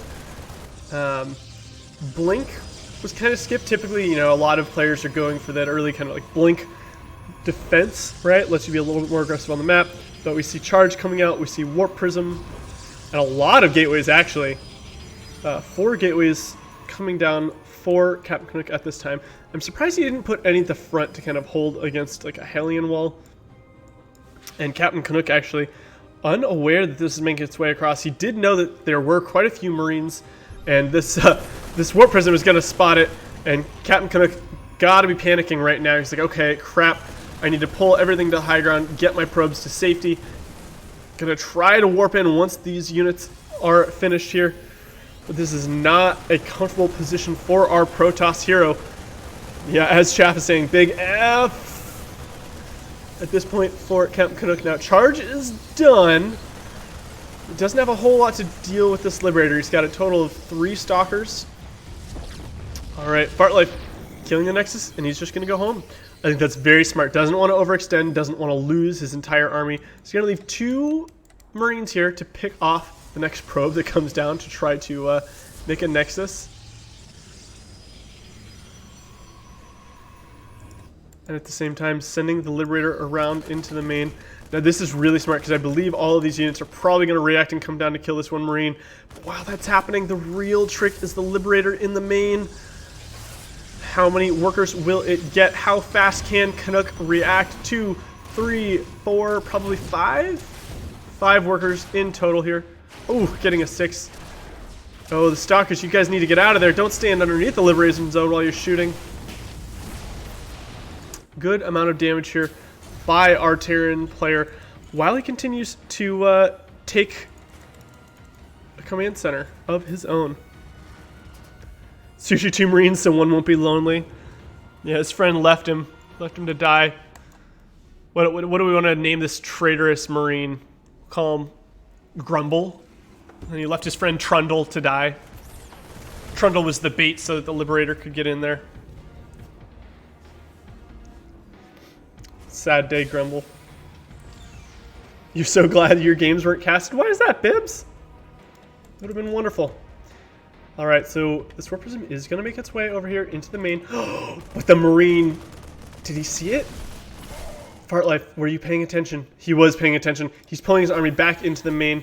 These 4 Zealots are going to try to charge in here. But the army should be able to get back in here to do a fair bit of damage. Well, okay. 3 workers, probably a 4th, maybe a 5th. Oh, and the mine shot going off, killing off a Marine. But while this is happening, we have a big fight at the front. Hallucinated Archon trying to, scare Fartlife a little bit, draw some aggro. But with the turret there, Fartlife definitely aware that this is not real, and of course is ignoring it altogether. This Warp Prism probably needs to get out of here. I don't think throwing more units down here is going to be the trick. And sure enough, Cap Canuck tapping out, allowing Fartlife to tie the series up 1-1. This does mean we'll be going on to our ace match between these 2 players.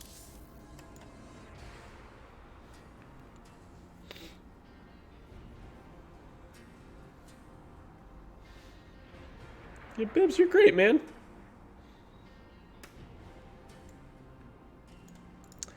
All right. Hopefully Fartlife didn't notice when you misclicked and killed one of your own units. Oh no, did that happen? I'm so sorry. All right.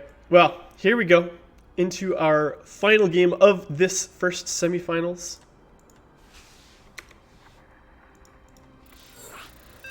This last game will be on Nightshade between these 2 players. And let's get into it.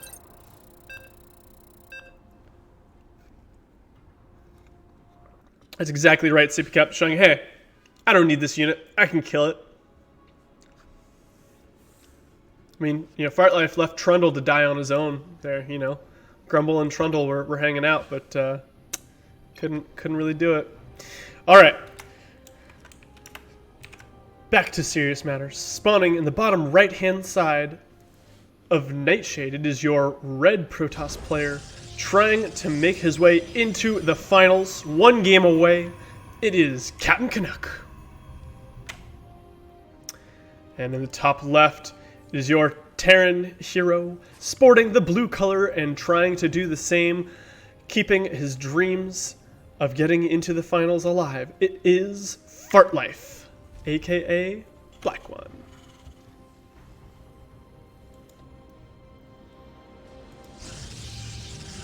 So I think it's interesting, the Reaper Wall that Canuck is going for on this map.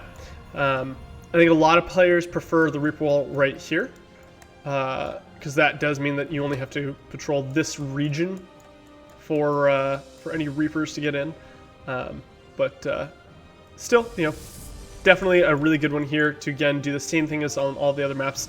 Keep the Reaper from running around behind the mineral line.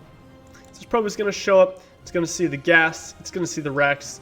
It's going to know what's up. It's probably going to come down here, maybe do a little bit of a dance party move until an SCV comes to pester it. Well, let's see those dance moves. Come on, probe. Dance. Dance.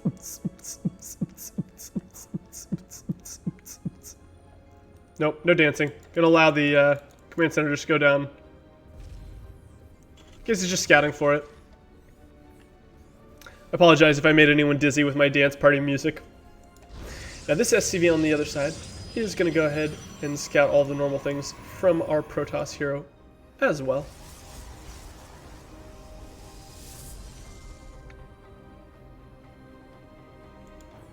Oh no, Babes, you killed your only anti-air unit. That feels bad, friend. Sorry to hear about that. Alright, so everything pretty standard in this game so far. Now we do have the factory and the same reactor barracks. So I'm expecting Fartlife to do the same thing. You know, drop the starport next. Maybe do some sort of one mine drop. Kind of leaving the Adept here. Now, there's no Reaper. That's actually something important to note here that I didn't mention. We had a Marine first out of Fartlife instead of the Reaper first.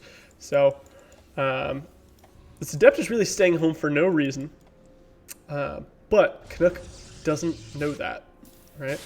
Now at this point, it's like, okay, the Reaper should have shown up already if it was going to.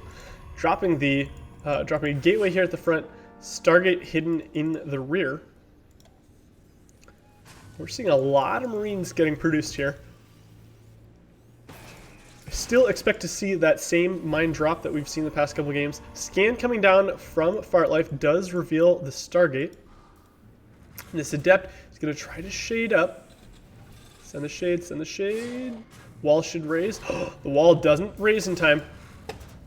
Okay, so that's actually pretty big. If Canuck was paying attention, he would see that they're, instead of just making the medevac like we've seen in all the other games, we do have a tech lab coming down, which is indicating to me probably Banshees? Okay, and the Adept having to run away a little bit here. Now, I would love to see it. I'm very skeptical, but I would love to see like a fusion core and see like some BC play or something crazy. But I'm not sure that that's quite what we're going to see. I don't think that's, you know, there are specific builds that rush BC. I don't think that it would fit with this fast third command center and things like that. So we do see actually the starport picking up and moving. I wonder if the starport initially built this just so that a barracks could get added on, or if he changed his plan once the Adept Shade got in. Either way, smart play by Fartlife. Two Phoenix, you know, Captain Canuck going back to that heavy Phoenix play that we saw the first game. Gonna get 2 workers for free here. I'm gonna get another scout off. Flies in here. Oh no. Okay. Cyclone is gonna try to chase, but of course does not have that mag field upgraded quite yet. Okay, so we're gonna see a lot of bio. Now, Captain Canuck did see that the starport had lifted off of this tech lab and had started creating a reactor, so should be aware that we have some bio coming. And look at this sneaky play here. Captain Canuck saying, okay, you're gonna try to do some crazy drop stuff. I don't want to deal with this like crap of you dropping here, hitting my third, then flying in here, and I have to walk all the way around. Same here, you could drop, I have to walk all the way down here, and then you just fly, you know, like a few inches, and then I have to run all the way back around. Often go for the ninja base. Now, in the back here, oh my gosh, he's gonna get this Cyclone. Free Cyclone, oh, there we go, free Cyclone here. And gets out. Not getting very many worker kills, but I think that is still definitely worth. Any unit for free is good. But this Phoenix, oh, a little bit misrallied. Caught before it does anything too silly. And Captain Canuck doing a great job of just kind of keeping Fartlife pinned in his base. Now we got a little bit of a supply block issue for our Terran hero. Need to get a couple supply depots made, possibly call down, because this is quite a big supply block. I think these structures have not been producing for quite some time. Probably need to make a second supply depot as well. Phoenix poking in, trying to get a unit here. We have a mine burrowing somewhere. Where did that mine? Where's that mine? Ah, he's burrowing right here. So if these Phoenix try to fly in, they are going to get caught by these two mines. And that could probably kill at least a couple of these Phoenix if Captain Canuck is not careful.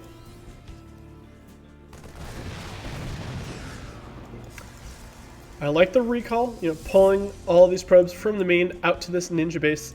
And at this point, Fartlife is completely unaware of this. Oh, the two mine hits coming down. They do pick off three. I think one Phoenix might have fallen earlier, but they do pick off two Phoenixes here in that fight. And oh, Canuck, you gotta save these units. What are you doing, buddy? Not paying attention here. He is macroing though, so I guess we gotta give him credit for that. But there's a big, scary bio push coming across the map. And we've got charge, I think.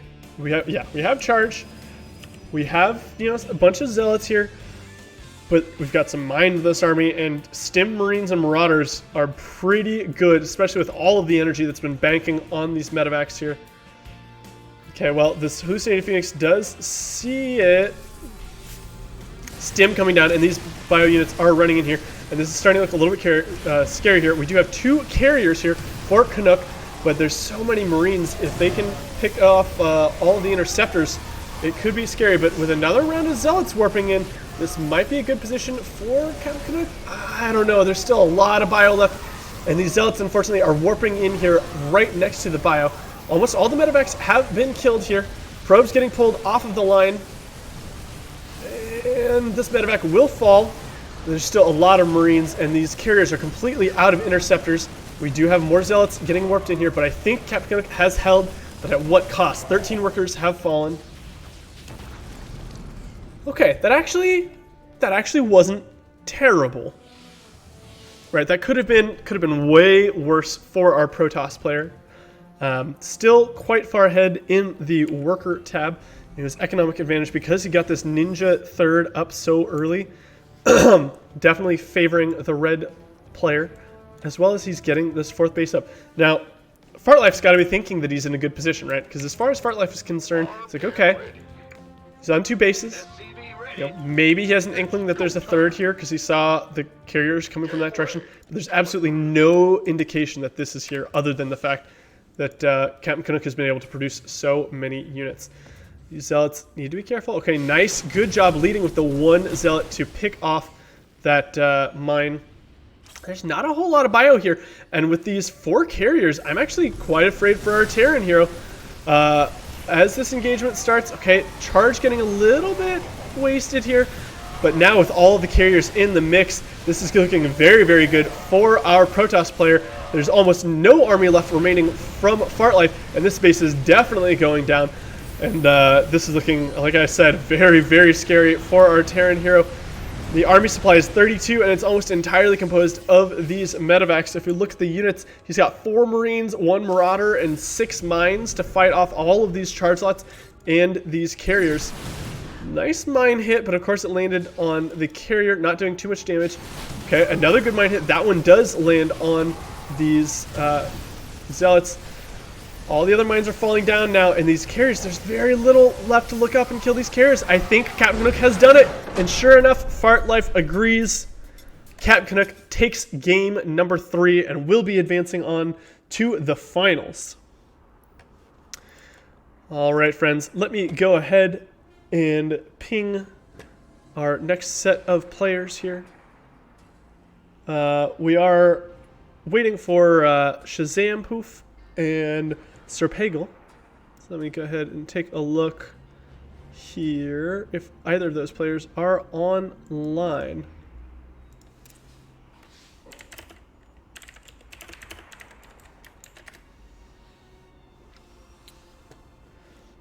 All right, GG's. Let me go ahead and swap back to the other things so you can see my beautifully wonderful face. Let's see, it looks like Shazam is not quite online anymore. Let me try to ping our players in Discord.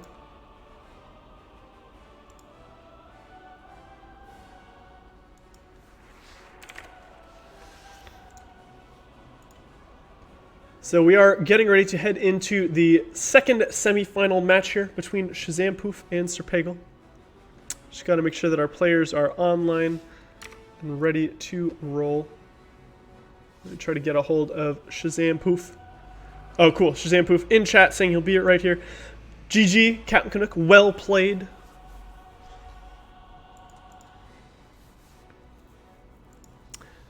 And we should be climbing into this next match shortly. I'm assuming the players have already done their vetoes and that they are ready to climb straight into our next series here. This will also be a best of 3.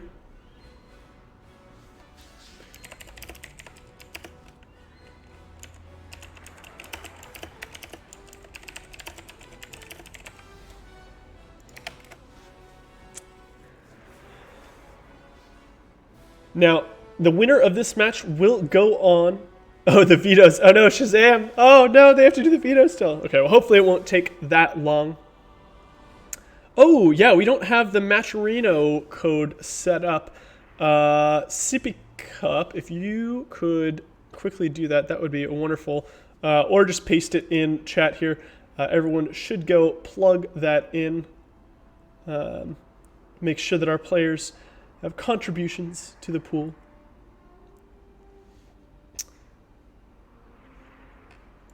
But as I was saying, the winner of this match will go on to play against Captain Canuck in the finals.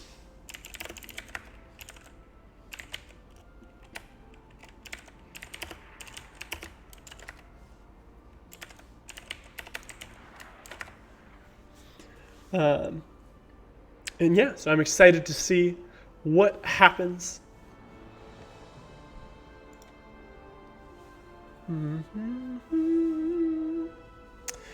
All right, as these players do some vetoes, definitely want to thank everybody who's been playing in the Cup today, all of our amazing, wonderful players bringing you these great games.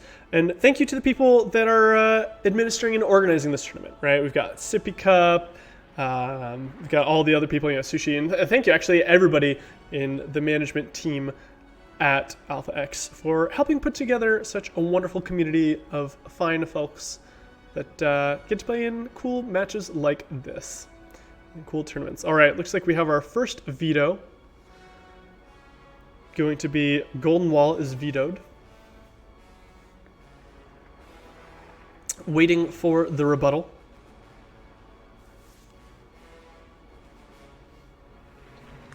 They might have actually moved to a private chat. We'll see. Either way, we should be getting into these games quickly, and while we are waiting for that, I will see if I can find the Matcherino for this one specifically. Does it say on here? No. Okay, he vetoed Purity. Okay. Cool, cool, cool. Should be ABB.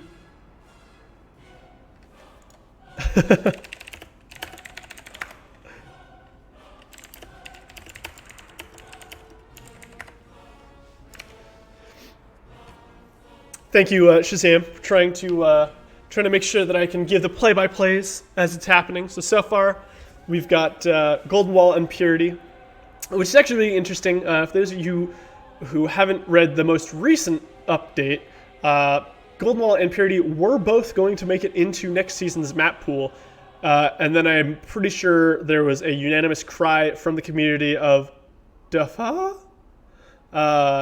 And so Blizzard decided to pull one of the maps out. So Golden Wall will be continuing on, Purity and Industry will not. They're leaving, I believe, Eternal Empire in. But anyway, let me go ahead. I was going to look for the Matcherino codes. Maturino codes. Is there one here for this tournament? All right, cool. So it looks like the second veto is going to be Zen, the second veto from Serpa, or Serpagel, and then Shazam came back with a sim. So we're going to do Eternal Empire, and then Nightshade, and then Everdream as our final map.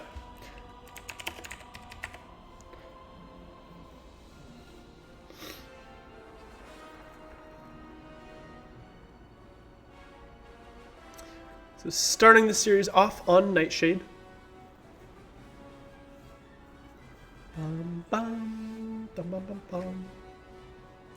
What's this? I don't see. There we go. There's the lobby link. I'm still trying to find the Maturino codes. It's the apprentice. What are these? Is this it? Maybe? Question mark? No, that's the into the Alpha X Pro Circuit. If any of our admins can quickly find the this, or I think there's a Maturino for this. Maybe not. I might be crazy. All right, let's go. We're climbing into this first game, and hopefully we will enjoy this TVZ on Eternal Empire.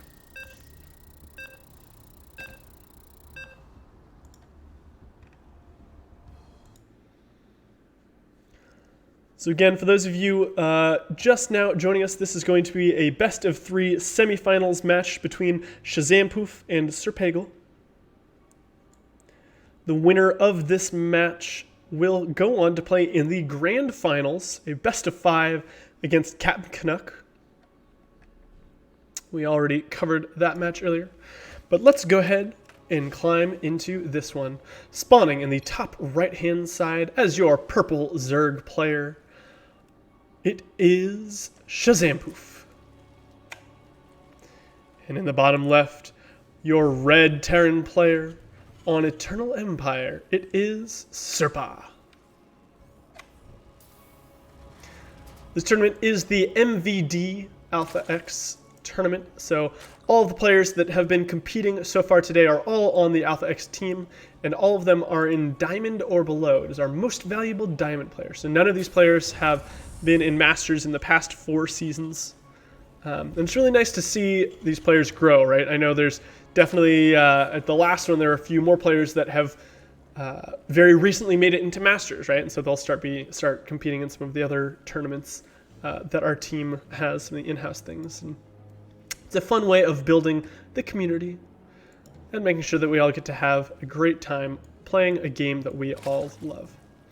Now we do see Hatch first, out of Shazam, very standard. And we see the racks and the gas out of our Terran. Gas and pool now coming down. And so far, everything is pretty standard. Should see a command center shortly. I am surprised that we don't see an SCV scouting, actually. Perhaps Serpa feels a little more comfortable knowing, hey, my opponent Shazam, he doesn't 12 pool. It's cool. I can be greedy. I can take the low ground. Definitely something that if Shazam is thinking about it, he might be able to punish his opponent for in the future, saying, hey, you don't SCV scout. Maybe I'll 12 pool you. And you're going to have to like cancel this, waste a whole bunch of time, a bunch of money. Be a sad person. Now, this Reaper has 2 main purposes, friends.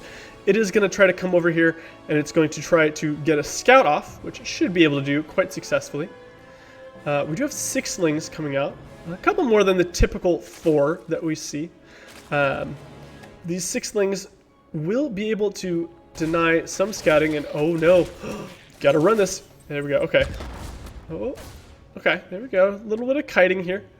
Now the Reaper can come back around the top side and try to jump in here, but the other main purpose of this Reaper is to try to slow down that third base. Now with 6 lings, it's going to be pretty hard for this Reaper to do that. Shazam, though, opting to make a bunch of queens. Continue droning pretty hard.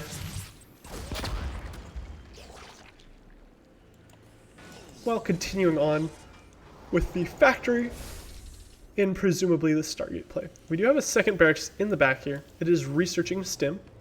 So that's coming down the pipes. And I expect to see that starport land any moment now and get some of those medevacs coming out. So far, no units have been lost on either side. Shazam doing a great job of keeping his wounded Zerglings back, and Serpa keeping an eye on this Reaper to make sure that it doesn't get surrounded and die. First casualty of this game will in fact be the unbuildable plates. Not to be confused with destructible debris. Oh, okay. So we did see the creep tumor go down, and then the Reaper paid its life for that kill. Now these Lings shouldn't be able to get anything done. There's plenty of Marines here, but if they wanted to, they might be able to run up past these, but it would certainly be a suicide mission to get in here and get a scout off. A little bit of a supply block here. We do have 2 supply depots finishing up, and with those 2 supply depots coming down, we see the production resuming for our Terran player. Spire will be the tech of choice from our Zerg hero.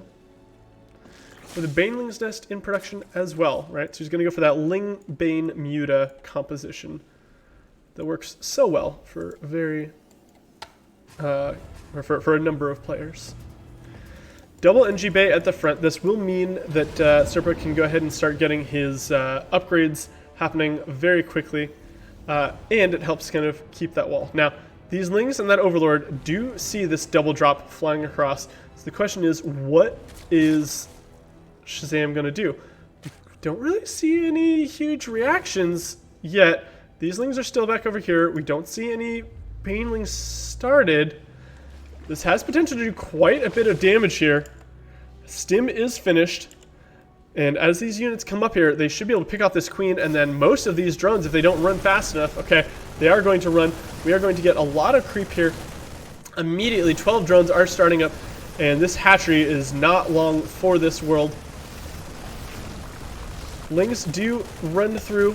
They pick off a couple of Marines before dying themselves, but I think the hatchery on this side of the map is a much worse price to pay. Now drones being pulled off the line to try to fight. We do have Banelings coming out here. 1, 2, 3, 4. All 5 of them have been canceled, and now the Stim Marines are fighting against drones. This is not the position you want to be in as the Zerg player. The Queens are definitely falling now down as well. 13, 16 workers have already fallen. There are a huge number of Lings that are going to pop, and there are a couple of Mutalisks, but too much damage has already been dealt. That double medevac drop coming in clutch and winning Serpa the game. Very well done.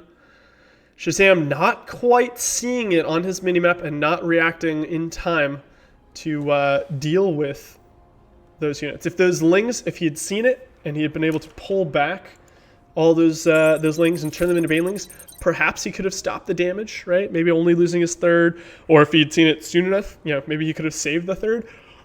But not seeing it and letting those units unload and start stimming and like running at your workers, definitely not a great position to be in as the Zerg hero.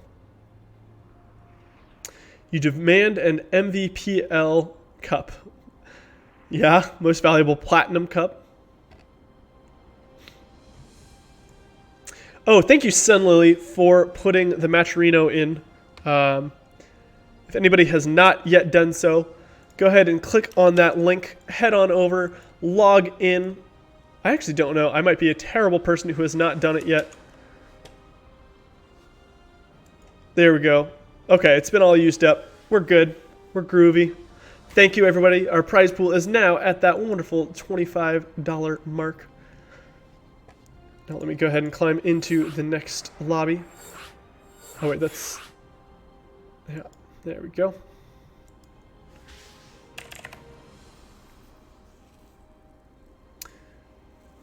All right, game number 2, taking off here. Serpa winning a decisive victory with those 2 medevacs full of stimmed Marines. Very, very well played. And, behind that, you're just trying to do the right thing. So you're getting his upgrades, continuing to macro. So great position for the Terran hero. But we will see if Shazam can pull it back in game number 2 on Nightshade.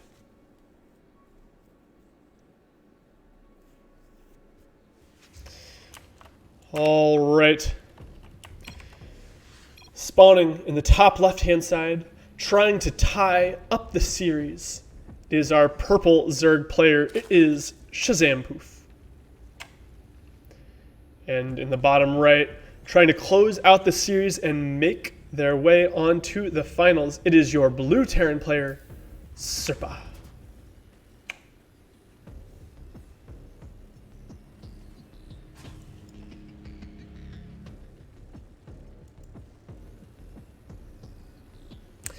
So I wonder if we're going to see a scout out of our Terran hero again, or if he's just going to go for that bold, low-ground CC blind again. Looks like so far it's going to be the blind CC, which, as it turns out, is going to be totally fine. Shazam, of course, being a very macro-oriented player, wanting to drop that hatch first.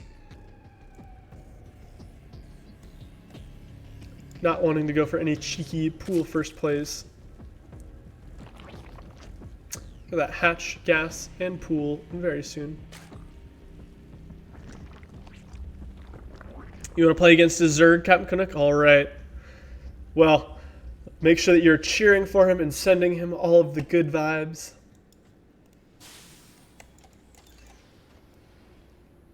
We have our SCV coming down. Gonna snag a quick 5er before dropping a command center.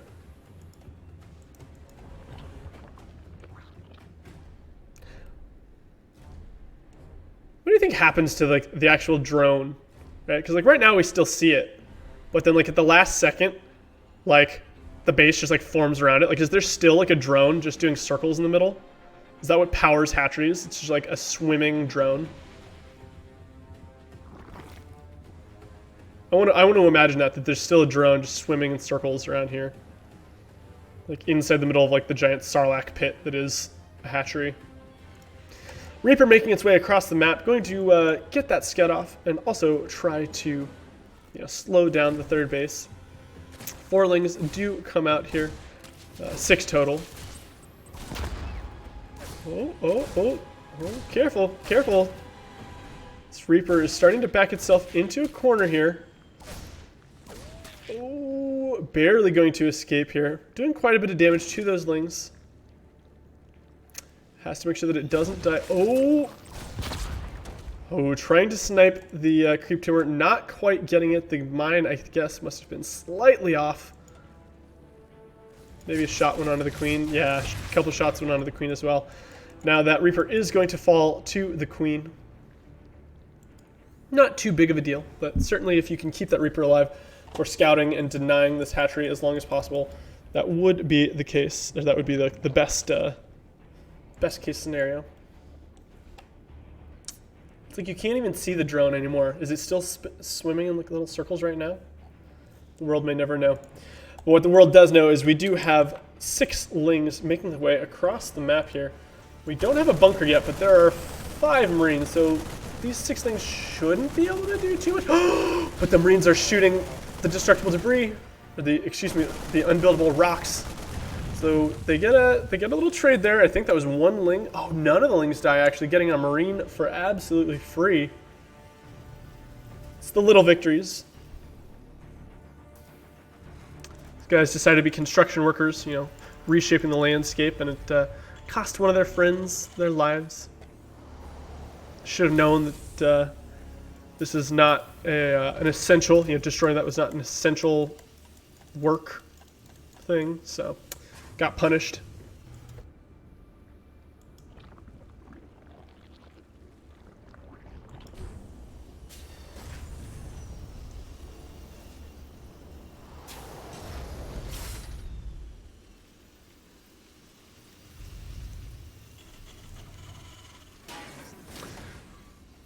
Trooper going for the same wall here, and we've got 2 Medevacs and Stim coming out, so I imagine we'll see the same push. Their commander third command center coming down as well.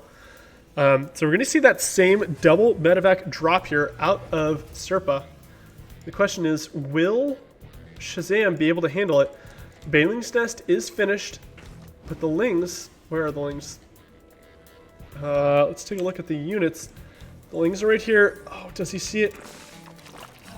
He's not looking at it. I'm watching his vision. Okay, he knows that it's coming. He's making the Banelings ahead of time now. I would like to see these Lings run home or try to do some sort of counterattack, but with the wall up, probably best to just bring those units home. Shazam does not want to die to this push a second time. That would be a very sad way to end this series. Here it comes. Okay, Lings coming in for the flank here. Banelings walking in. Will they make the connections? Oh, huge Baneling connection, killing all of the Marines except for 4 of them. Shazam not going to fall for the same trick twice. But, of course, this isn't all in, right? We got a command center on the high ground finishing up. Got +1/+1 on the way. But a counterattack coming down from our Zerg hero. All drone production has stopped. Just massive amounts of Lings. We've got the Baneling roly-poly upgrade. The wall was down. The Banelings don't even need to break through. These Lings are getting on top of all of the Marines, and they have killed them. The only thing fighting now are SCVs. With Banelings connecting here on these, more Lings should be able to flood in, and this is looking disastrous for our Terran hero. We have some more units here trying to hide behind the secondary high ground wall, but I think with all of these Banelings on the low ground and more Lings streaming across the map, +1 about to finish for Shazam, this is looking very dicey for our Terran player indeed. These Banes should be able to smash through this wall, and when they do, the Lings will be able to get on top of everything in here. One siege tank is alive here, but the Lings, if they can get in on top... Oh, the Banelings, okay, not getting huge connections. The Lings need to stream in here, kill that tank, and then kill all of these Marines. The SCV is being pulled off the line once again. Another batch of Lings sitting down here on the low ground, waiting to get sent in. All of these Lings are cleaned up, but we have a bunch of Marines finally coming out. All these medevacs are so dry, very little energy on them. Number of Banelings getting morphed in here as well. Shazam realizing that he's done a fair bit of damage and going back into macro, right? He's getting his hatchery. He's getting his third base online. And he's going to run these Lings and Banes in. And how many workers is this going to get? Oh, he's not going to... Oh, he's actually going to save them, realizing that he can just use the Lings to kill off all these workers. And I think that's a really smart move. 0 reaction out of Serpa here. Going to kill off 16 workers absolutely for free. Not even spending Banelings on it. And that's going to mean that Shazam is currently up 52 workers to 22. These Lings are going to try to get the wraparound here, hold them in position. Okay, everything getting loaded up. Ling is going to try to get in here, pick off all of these mules. Banelings rolling in here, heading straight for the middle line of Serpa. And, okay, some decent connections here. Getting 9 workers there. All the workers at the natural have fallen. We're down to 19 total. 17 total workers here, and Serpa tapping out. Amazing counterattack by Shazam, saying, no. That build that you did last game, that's not going to work twice. Very well done by our Zerg hero. This does mean that we'll be moving on to the last map. This will be Everdream.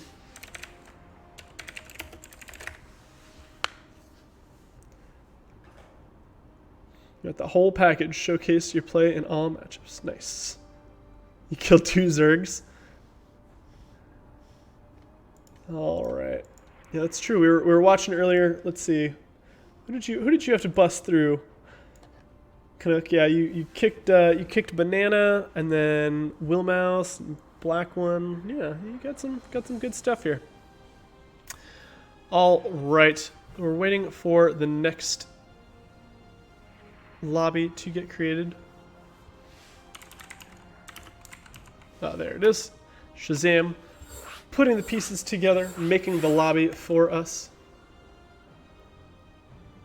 As we climb in to this game number 3 of the semifinals of the Alpha X Most Valuable Diamond Cup for the month of May.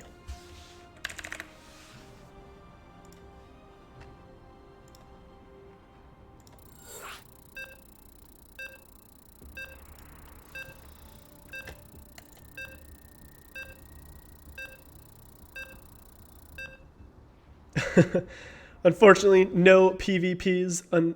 I'm sorry, Captain Cook, you don't get them. You're going to be playing against either another Zerg or another Terran.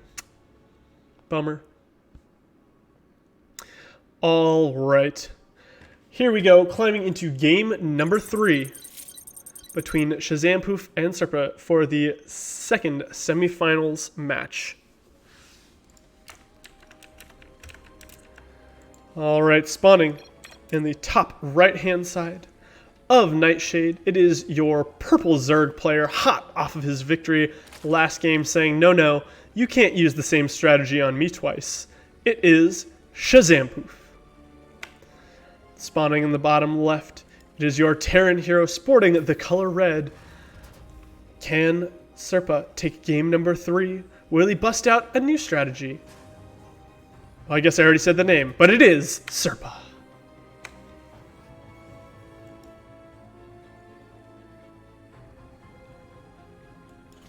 So Serpa, still doing the same kind of thing. I am curious to see if we are going to see a scout.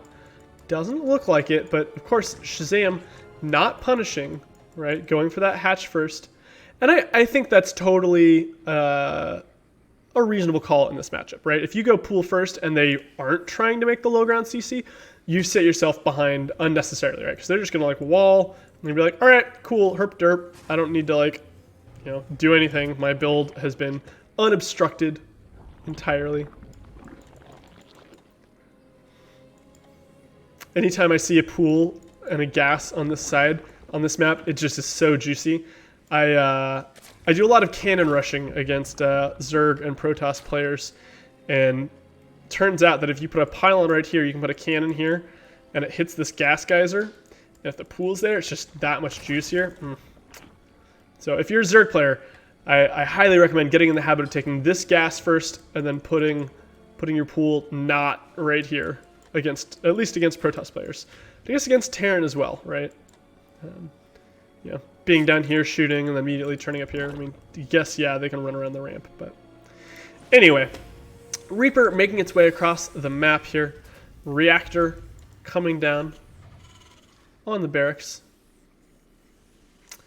We see that second barracks in the back. We'll probably see the tech lab go down on that, and Stim once again, perhaps... Serpa going for that same build a third time, did win the first game. And it's not that all in, right? Like, it's a great timing push. You roll in, you get some damage done, but you've got your CC on the high ground behind it.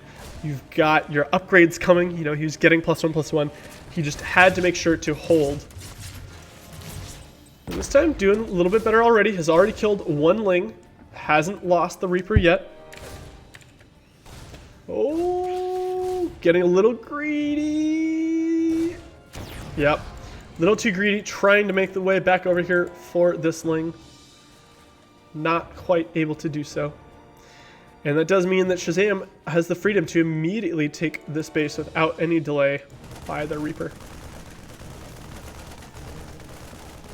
Serpa really does not like these unbuildable bricks. So we've got destructible debris, destructible plates, and unbuildable bricks.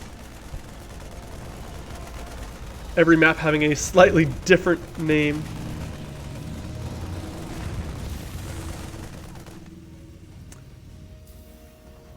Let me catch up on chat. A little bit of salt has never ruined a good soup. Alright. So we see the same kind of thing coming down, right? We're going to see the starport lift land on this reactor, make 2 medevacs.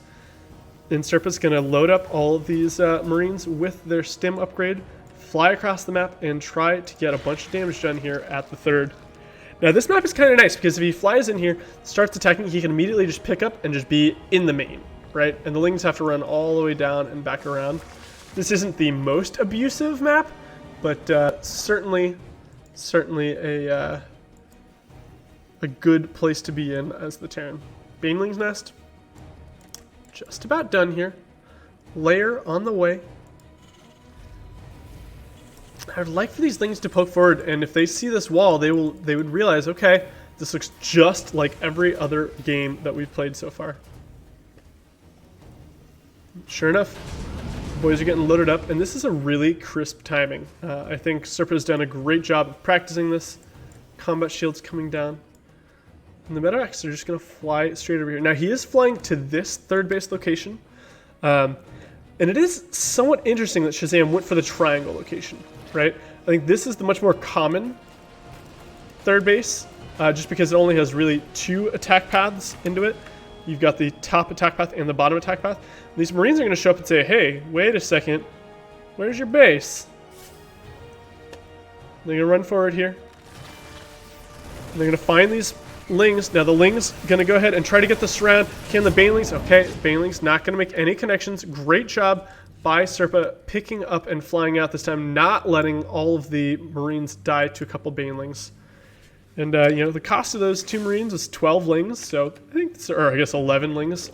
Certainly worth it.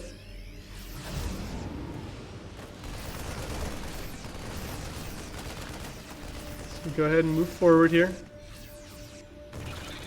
Killing the Changeling. Definitely want to deny the Zerg player from seeing what's happening. He's going to stim forward here. And there are plenty more Banes this time, so really it's going to come down to... Oh, okay. Rather than trying to focus fire him, he just picks up, moves away. Smart move.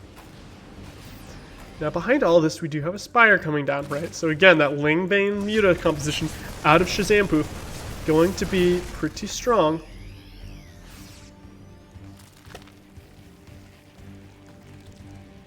Okay, the Marines coming in.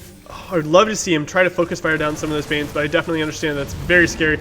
I know I'm very bad. Oh, this one medevac so low. If that got picked off with the full set of Marines inside of it, that would have been devastating. But behind this, we do have more Marines, more siege tanks coming down, as well as that third base. Oh no, he's not looking, and 1 Bane, 2 Banes will connect, killing quite a few Marines there. And, oh my gosh, he loaded up into the medevac that had 6 health.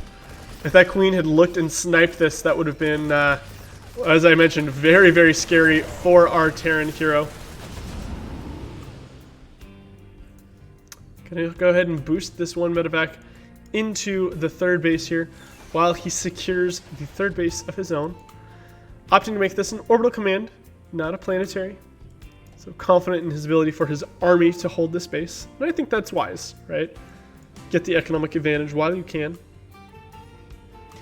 Now here it comes, the 8 Mutalisks in production, as well as the flyer attack. So this means that we're not going to just see a couple of Mutalisks come and go. I think Shazam is going to commit to these Mutalisks pretty hard.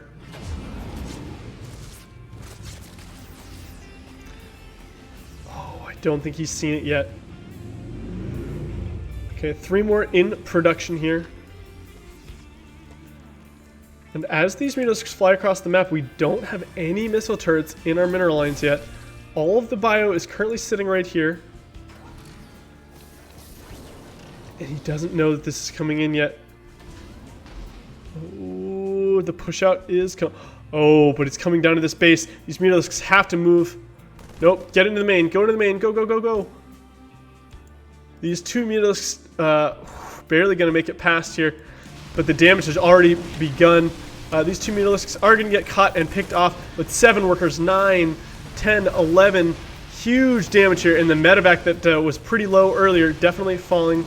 And this is going to be a very large amount of economic damage. Serpa realizing, okay, I don't want to go home. I want to go kill you. Sending his army out here while he deals with pulling all of these SCVs. Mutalisks coming back in here, trying to pick off units as they are being produced, picking off these Marines. He's going to go ahead and get a tank out of this as well before leaving. Now the medevac over here tries to drop and do a little bit of damage, but Shazam doing a great job of multitasking. But here comes the main push, picking off both of these Queens, all of the Lings running in, but there aren't any Banelings, so the Marines, oh no, huge Baneling hits here, cleaning out most of the bio. But back in the main, the Mutalisks have returned. Now they can't get too close here, but a lot of workers have already fallen for Serpa. All of the bio has been cleaned up from this drop. But the 4th base goes down for Shazam. Mutalisks flying over here, running into some turrets at the 3rd base, and running into the Bio Army. Oh, is he going to try to fight?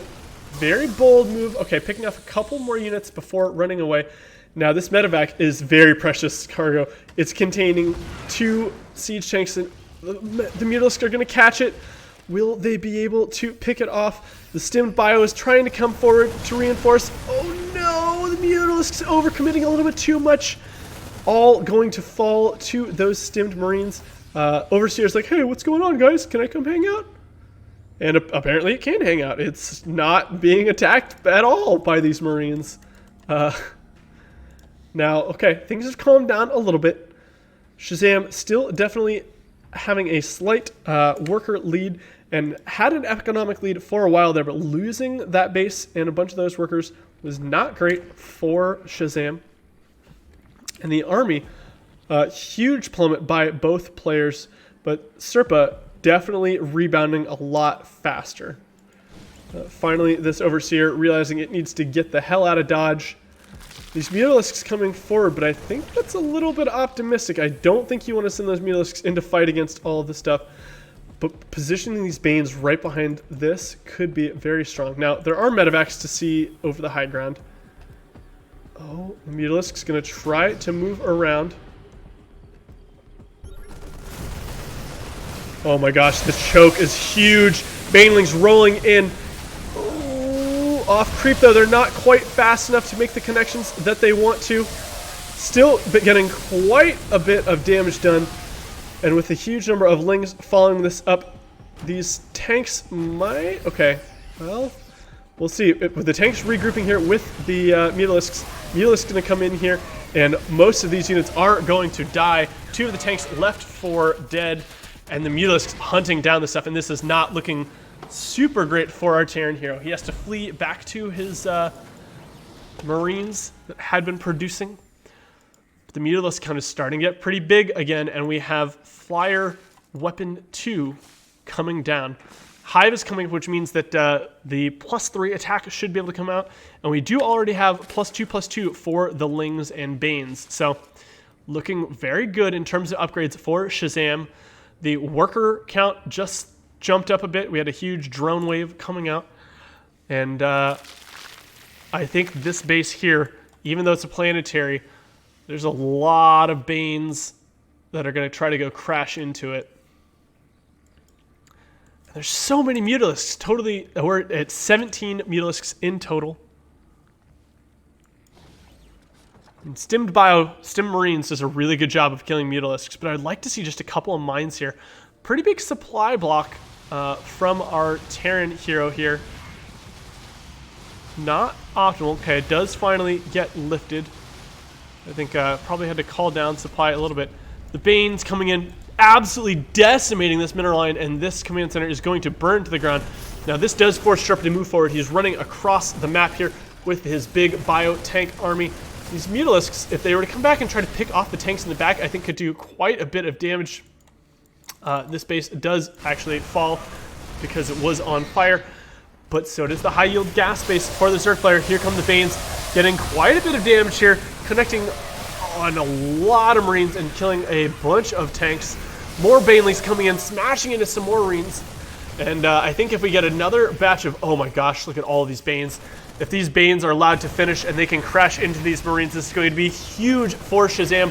Game winning, in fact. The Mutalisks coming home here, trying to buy some time for these Banes. And here come the Banes crashing into the army. And I think this might be lights out for our Terran player. This is not looking good. These Mutalisks are going to try to hunt down these medevacs as they're fleeing. We do have a bunch more Marines getting produced here, but with all of the Lings and all of these Mutas, plus the Banelings, this is very, very scary if you are a Terran fan. Mutalisks making their way over here. They're going to start trying to do some damage here. I would love to see the turrets get focused down, and they certainly do. All of the workers die here, 17 workers in total. The army shows up, and that is going to scare these Mutalisks back. I feel like we should have saved some of those Banes to crash into the Bio Army. You know, maybe leave them right here, and as the Bio Army kind of runs up to protect this base, kind of run at them from the side. But the income definitely in favor of Shazam, as well as, well, I guess the army is slightly in favor of our Terran hero. But when we look at the upgrades, it's 2-2 for both players, but +3 coming down. Actually, I guess +3 coming down for both players. So not actually as imbalanced as I thought it was going to be. Both players doing a great job of keeping up on those upgrades. But a lot more Banelings coming up here. So Banelings making some great connections on this side. Mutalisks trying to pick off some of the siege tanks in the back, but of course they're not able to quite get all of them because these stemmed bio units came back. But he runs up this too fast. These Banelings are going to roll into him, and here it comes. The Ling's not quite getting this around, but huge connections here. Most of the Marines have fallen here. I think 5 Marines get picked up and loaded in. Mutalisks coming over, picking off reinforcing units. These tanks are so low as well. Queen's coming to finish the tanks off. Ling is running in to kill everything else. And as I mentioned earlier, this is not looking great. Mutalisks are going to fly back here and pick off these trying to escape medevacs. Oh, not quite stutter stepping them, so the medevacs should be able to get away, especially with these bio units catching up. 1, 2, probably, actually, it looks like we are going to lose almost all of the medevacs here. Now the Mutalisks are going to fall back, but the supply is currently 70 to 134. 34 workers for Serpa and 71 for Shazam. If Shazam pulls this off, it's going to mean that he's going to do some amazing splitting against the Banelings and some great focus fire. I still would like to see a couple of mines here against this composition, right? The Guido mines do a good job against Mutalisks as they bunch up, but they don't do a very good job against Ultralisks. These Ultralisks have their like pretty much all of the upgrades at this point. So Flyer 3 coming down as well.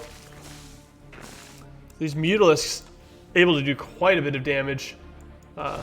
Flying up here looking for a base, but of course this base has not been rebuilt. Serpa not having the economy that he wants, can't retake these bases, and currently really only on one fully saturated mining base. You know, we've got, okay, that patch is dead, and we've got 100 minerals left in this patch, so realistically one mining base for our Terran hero, while we still have the 1, 2, 3, soon to be 4 mining bases for the Zerg. This is getting very, very dicey. Yes, Sniper, we have the dinosaurs. The little, what would these, would they be like Triceratopses, I guess is the closest thing I can think of. More SCVs are falling to these Mutalisks. The Mutalisks should be able to fly out of here without taking any damage as well. Serpa having so much gas, but so little minerals to spend it on, to spend on the Marines. Able to come down here, pick off a bunch more workers before flying, or at least get a bunch of workers nice and juicy orange before flying away. And now that Serpa is maxed, we should see the end of the game quite shortly here. The Ultralisks, the Banelings, the Lings. Now, there's no huge bank yet, but it is currently 200 food to the 100 food of Serpa.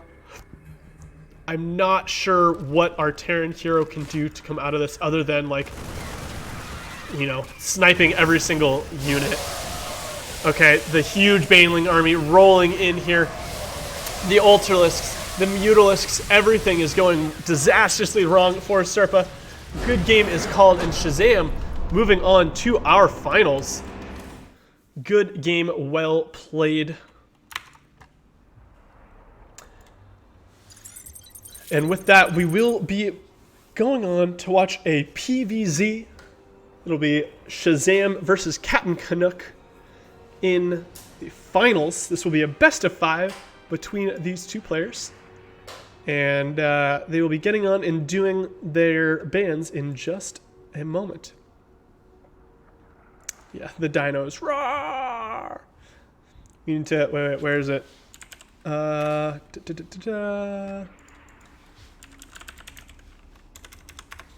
Where's John Williams when you need him?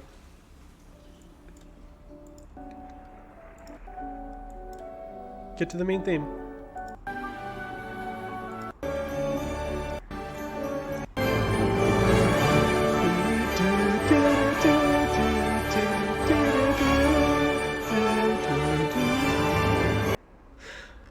Putting in a short 5-second clip. Don't want to get it banned. But yeah, getting those nice dinosaur units in there. Bibs coming up with the hashtag Terran patch. Yeah. Also, I don't want to spoil anything, but quite a bit of Terran at the final stages, of the GSL. Yeah, it's been a good time to be a Terran recently. So, I guess not in this last game though. Sad day for Serpa. Okay, players are getting ready to do this. Players bantering.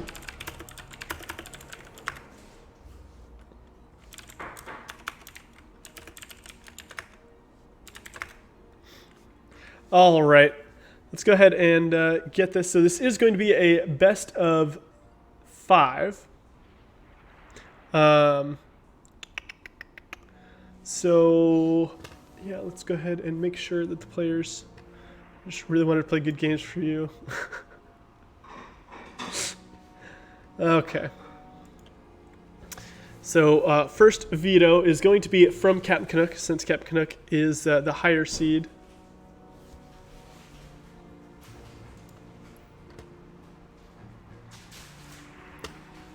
The maps here are the current ladder maps, so I can pull those up. We've got Eternal Empire, Everdream, Golden Wall, Nightshade, Purity and Industry, Simulacrum, and Zen to choose from.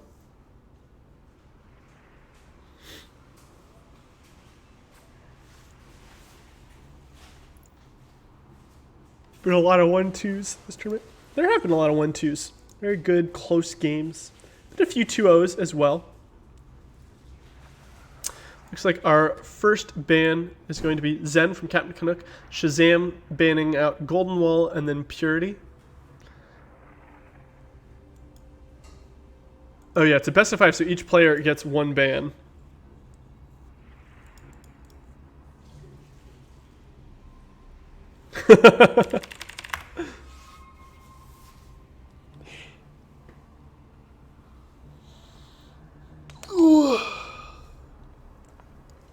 Okay, so they are sticking with the bans of Zen being Captain Canuck's ban, Golden Wall being Shazam's. First map choice is going to be for Shazam.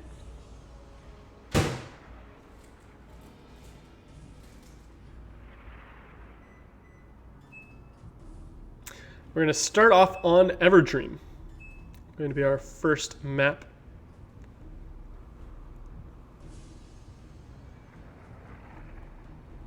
Oh, wait. Are we doing Purity first, then Everdream second?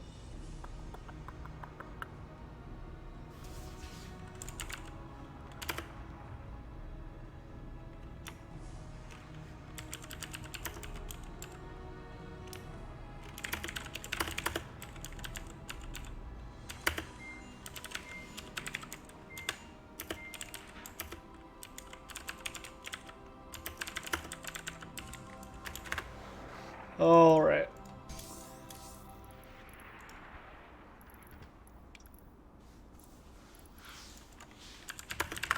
So we're going to start off here. We will create this.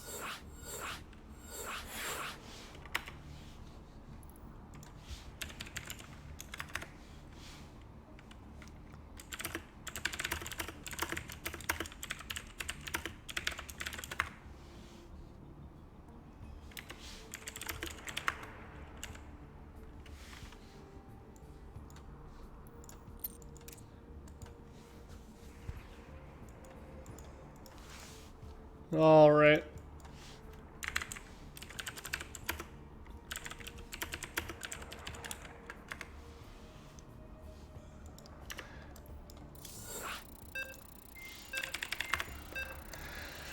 And here we go, friends, climbing into our first match of the Alpha X Most Valuable Diamond Finals.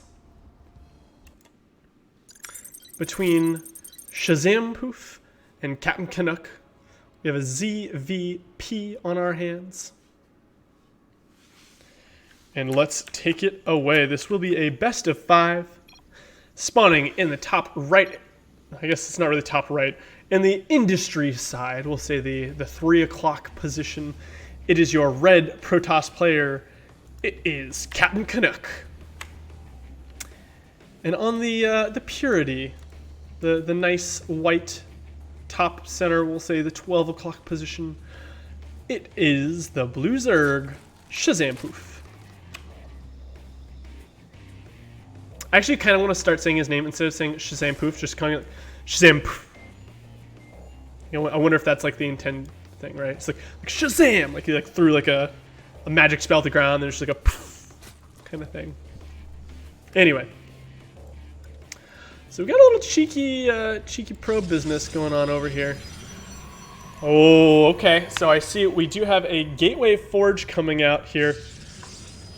You know, a little bit of a cannon rush from our friend Captain Canuck.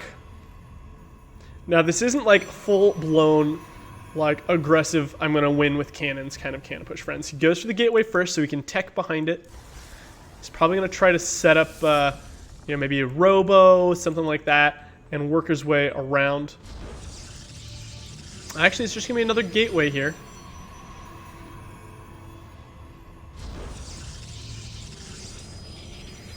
Now, one thing to note about this position is if Shazam goes for Ravagers, Ravagers should be able to bile across this distance. So it's something we'll have to keep in mind as the game continues forward. Now, the full wall has been made. The core is down. Currently only 2 on this gas geyser. I think that's, okay, the third one is rallied on there. And we see Captain Canuck starting to leapfrog forward here with his cannons. Will Shazam respond? I don't think he's actually seen it yet. Still completely unaware. He's making the first couple of lings. He's like, all right, cool. Yeah, these will protect me from the probe or the adept that shows up. But you and I know, friends, that there are 2 cannons finishing up here. Now the lings have seen it. They are making their way forward. Now these lings should be able to force a cancel on one, if not both, of these cannons. Spine coming down here. Oh no. Is he not going to cancel? Okay, there are the cancels.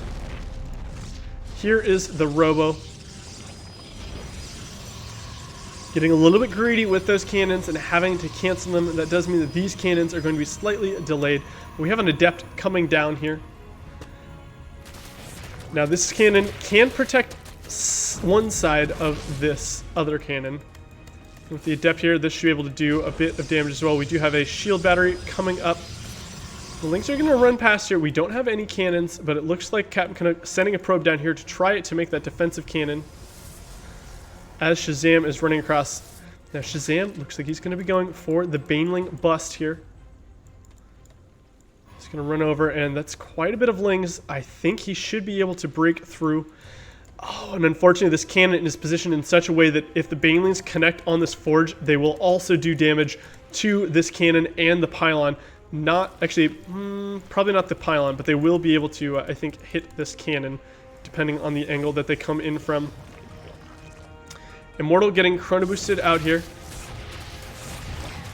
Ooh, Ling's trying to snipe the probe, not quite able to do so. And I think here's the moment. We do have the Immortal popping out, and the Immortal here with the shield batteries is going to allow Canuck to start wailing on the spines and the queens. And with that, that should signal to Shazam, now is the time to go. Now or never. He's going to wait for 2 more Banelings to finish here. Warp Prism here going to be very crucial in terms of microing this Immortal, keeping it from getting surrounded, and picking it up and dropping it back here. Here comes the Baneling bust. Baneling's not quite enough. Oh, he didn't have enough to break through. And the Ling's getting on here. Like I mentioned, though, the Banes were able to hit that cannon. If it had been a little bit farther back, it wouldn't have taken that splash damage, and it would have been able to keep dealing damage to these Lings. Recall coming out. Oh, this Immortal is so red, though. If the Lings run over here, this could be disastrous for Captain Canuck. But he's already lost his gateway at home, and these Lings should be able to just surround these units and pick them off. Oh no, friends, this is not looking great for our Protoss hero. There's no cannon in the mirror line. There's no power actually on the side. Now, the probes should be able to fight off this number of lings, but with the reinforcements coming across, I think Captain Canuck may be in trouble with the capital T. Oh, and he's even just like making more Banes. He's making a Bane here. Oh no. Pylon gonna go down. More Banes in the back. Captain Canuck having to tap out. GG is called, and Shazam taking game number 1. Captain Canuck trying to do me right. Go for the Cannon Rush. He knows that I'm a huge Cannon Rush fan. But alas, Shazam knowing exactly what he needed to do to shut that down.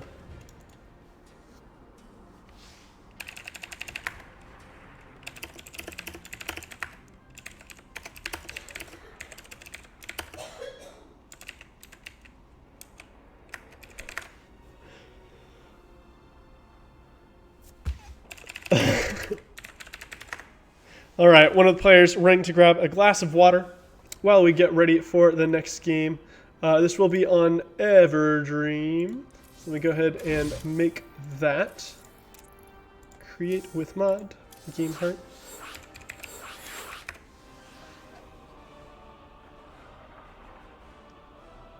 You got one of the things you don't know how to deal with yet. Unfortunate. Yep. What is a Cannon Rush? Xenodactyl showing up asking, what are going on in this level? You know, it's the cannon showed up or he just kind of heard it through the abyss. All right, let's go ahead and get in here. All right, friends, hopping into game number 2 of the Most Valuable Diamond Cup Finals.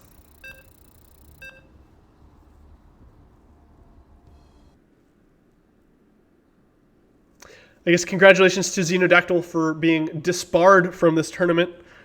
He managed to hit Masters recently, so congratulations to him. But that did mean that he wasn't allowed to play in this tournament. Sad day. In any case, spawning in the top right-hand side, a man after my own heart, going for the cannons. It is your red Protoss, Captain Canuck.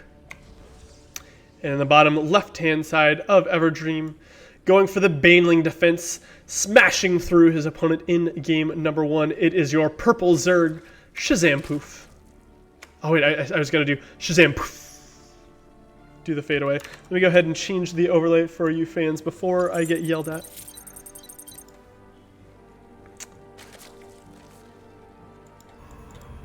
Looks like we have a much more standard thing here.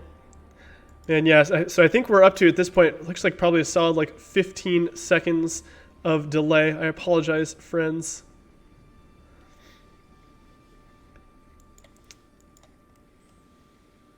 So probe coming over. It is going to scout the hatchery. It's going to tell Captain Canuck, hey, you can go ahead and make your Nexus first. It is safe.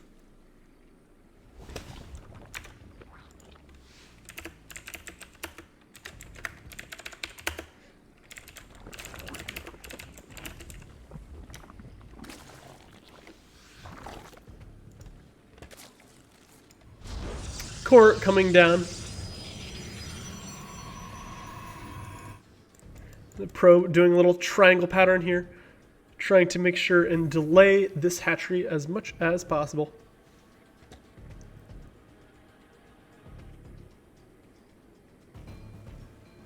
Yeah, I really need to figure out what the deal is with my overlay. Not my overlay, but my streaming setup. For some reason, I've been accruing delay. Like we'll start off totally fine, but the longer I stream, you know, we're now 3 hours into this, and I think there's probably a solid, let's see, what's the game time here? Yeah, we got a solid 25 seconds of delay. Right now I see the stream having, you know, we're just now like hitting 2 minutes right now, and my timer is 2:25, so I apologize for that 25-second delay, friends. Ooh, Chrono Boost coming down on a gateway, or on the core. without Warp Gate starting. Almost a parting move there for those of you who have seen some of the GSL stuff. Sorry for the spoiler, though.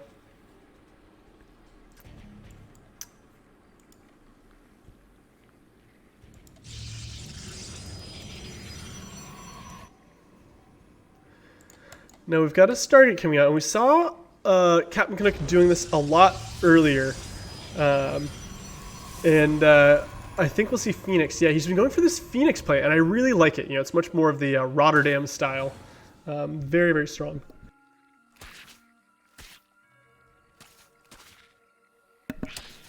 All right.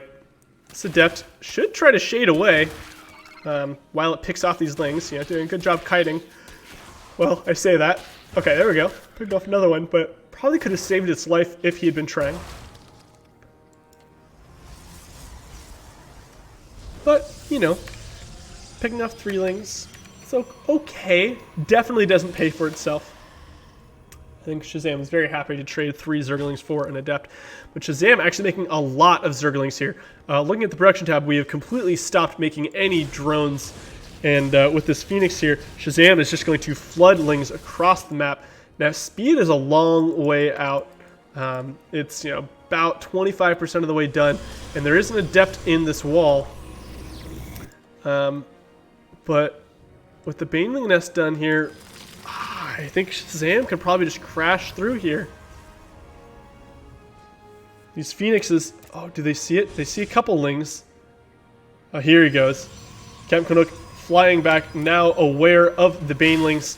But does he have enough? Okay, he finishes the wall with this gateway, but those Banes can probably just power it down before it finishes, and the Lings are going to get inside. We do have a fair number of Adepts here, so I think Shazam should be fine.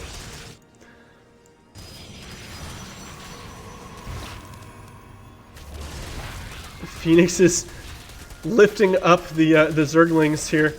But now with the wall falling down and these Lings getting in, getting on top of the Sentry, actually killing it before it finishes out, this is starting to look very troublesome for our Protoss hero. Speed finishes up for the Zerglings, and now they're fighting against Probes and some Zealots. The Zealot does fall, but now these Zerglings are going to clean up all of these workers. Oracle does come down, and the Oracle should be able to clean up a lot of these Zerglings. But there's so many just flooding across the map, and it's too much. Shazam picking up a quick game number 2. Yeah, Sushi, you don't think he's fine. He was not fine indeed. All right, making the next map here. This is going to be on Sim.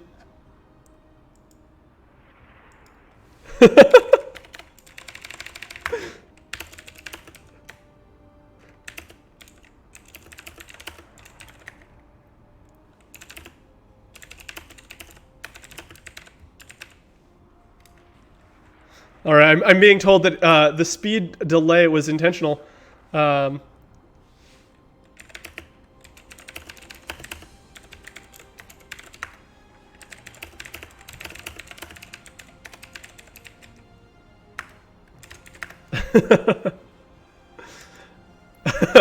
Definitely wouldn't embarrass himself on the main stage by forgetting speed or anything like that.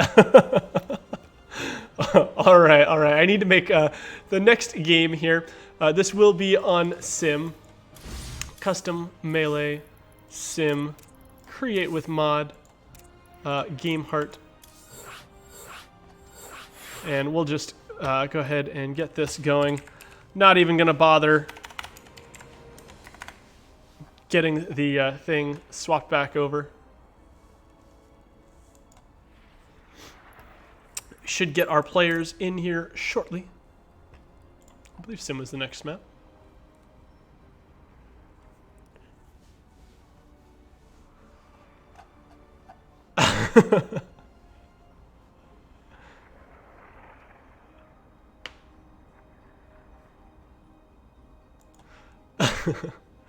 All right. Should be. Oops.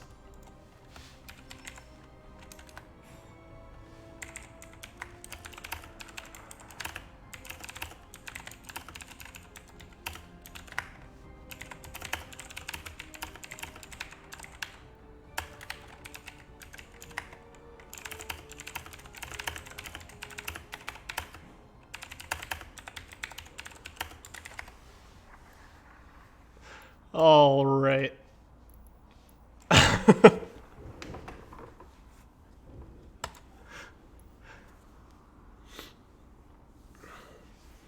Quark, someone has to teach you how to do that. Well, lucky for you, Quark, Shazam is on our team, and you could totally ask for some practice games.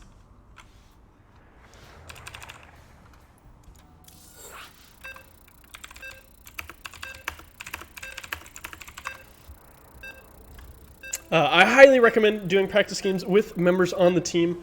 I've been doing a few myself. Been playing a bunch with Phobia. I've been working with H-Jax a lot to try to work on some of my PvZ stuff. His off race has been spanking me. Talking to a whole bunch of different people about a whole bunch of different things. And that's the great thing about being on a team like this, right? There's so many different wonderful resources that you can tap into, and a great community to play the game with and celebrate the game with. But speaking of the game, let's get back to this game. Spawning in the top left-hand side, currently down 0-2 in this best of 5. Having to do a reverse sweep in order to take the series, it is your red Protoss player, Captain Canuck. And spawning in the bottom right-hand side, currently on match point, is your blue Zerg player, Shazam Poof.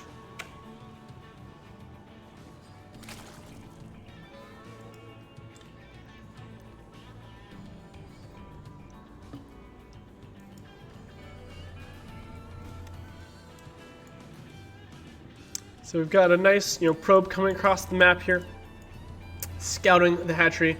This will let the probe at home. We'll say it's Randall. Randall will be the probe that makes the Nexus this game. Actually, no. Let's pick let's do Ash. We'll say the probes are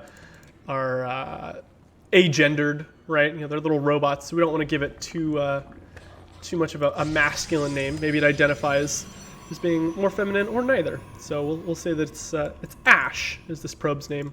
Good old Ash. Ash is going to drop the cybernetics core, make its way back into the main, probably drop a gas geyser here. Come on, Ash, you can do it. There it is.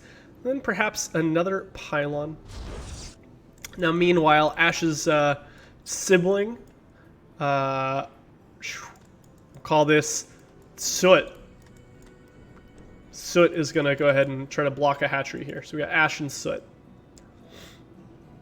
Okay.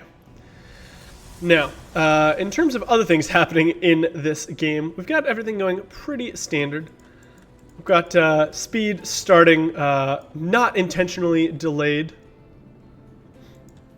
I have half a mind to mess with the players and type in choosing not to delay speed, but of course we can't do that. That would be messing with the game, giving information away. Ash Ketchum is actually asleep the whole time, and everything is a dream. Oof, oof. Those be fighting words. Drone gonna make its way over and drop the hatchery before the adept gets over here to deny anything. Queen going for the creep spread here instead of the inject. Trying to get that creep rolling early, compounding over time. And it's really important because you need to connect these bases, right? As a Zerg player, you want to keep all of your stuff nice and connected so your queens can run through, so your lings can get there faster, roaches, whatever you choose. We see Captain Cook going for the Stargate once again, and I imagine he's going to be going for this heavy Phoenix play. And I really like that, like I said earlier, he'd be making Rotterdam proud. Okay, this adept gonna come in here, not gonna scout anything quite yet. Is gonna pick off one drone, which is, nice. Let's see, okay, there's no Roach Warren yet, there's no big crazy thing. And actually, as soon as the adept gets pulled out, the layer goes down. So, interesting timing here from our blue Zerg player. He's going for double Evo chambers, so we should see a lot of upgrades for these, I'm assuming, lings. Okay, well, I guess as soon as I say that Captain Canuck is going to go for Phoenix, he decides he's going to go for Void Ray. This is going to clean out this one Overlord. And I think we did see Canuck actually go for Void Rays in one of his earlier series today. So this isn't terribly surprising. Okay. So we're seeing missile upgrades. I imagine a Hydralisk Den will come down as soon as this hatchery finishes, just because we see the Void Rays. And we're seeing the ranged upgrade. We do have a Roach Warren on the way, so of course that will benefit the Roaches as well. But here is the promised Hydralisk Den. Oh, dropping down right underneath that Phoenix.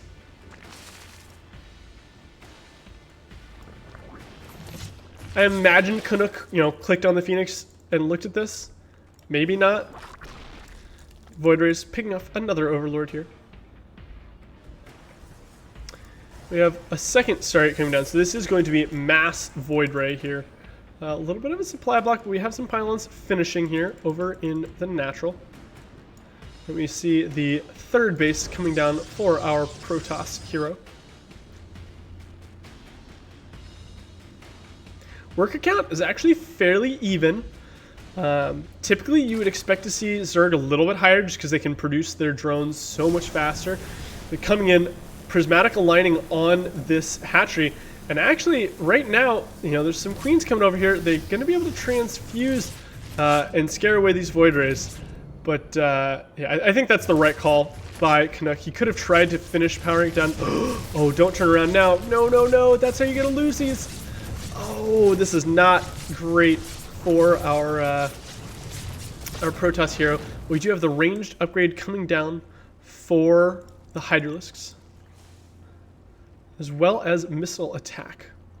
So I imagine we'll see the movement speed coming down immediately after. Sure enough, actually has just now queued. And we have 5 Hydralisks on the map. Not a huge number. Another huge swell of drones coming out, really trying to make sure to saturate this base and probably take, yeah, here we go, take the fourth base as well. Got a Changeling Zealot trying to make its way over here. Be like, hey guys, I'm one of you. I'm gonna hang out. We're gonna be friends. Now, Canuck at this point really needs to get some sort of, here it is. I was gonna say some sort of splash damage, right? Be it Storm, be it Colossus, Disruptor, anything.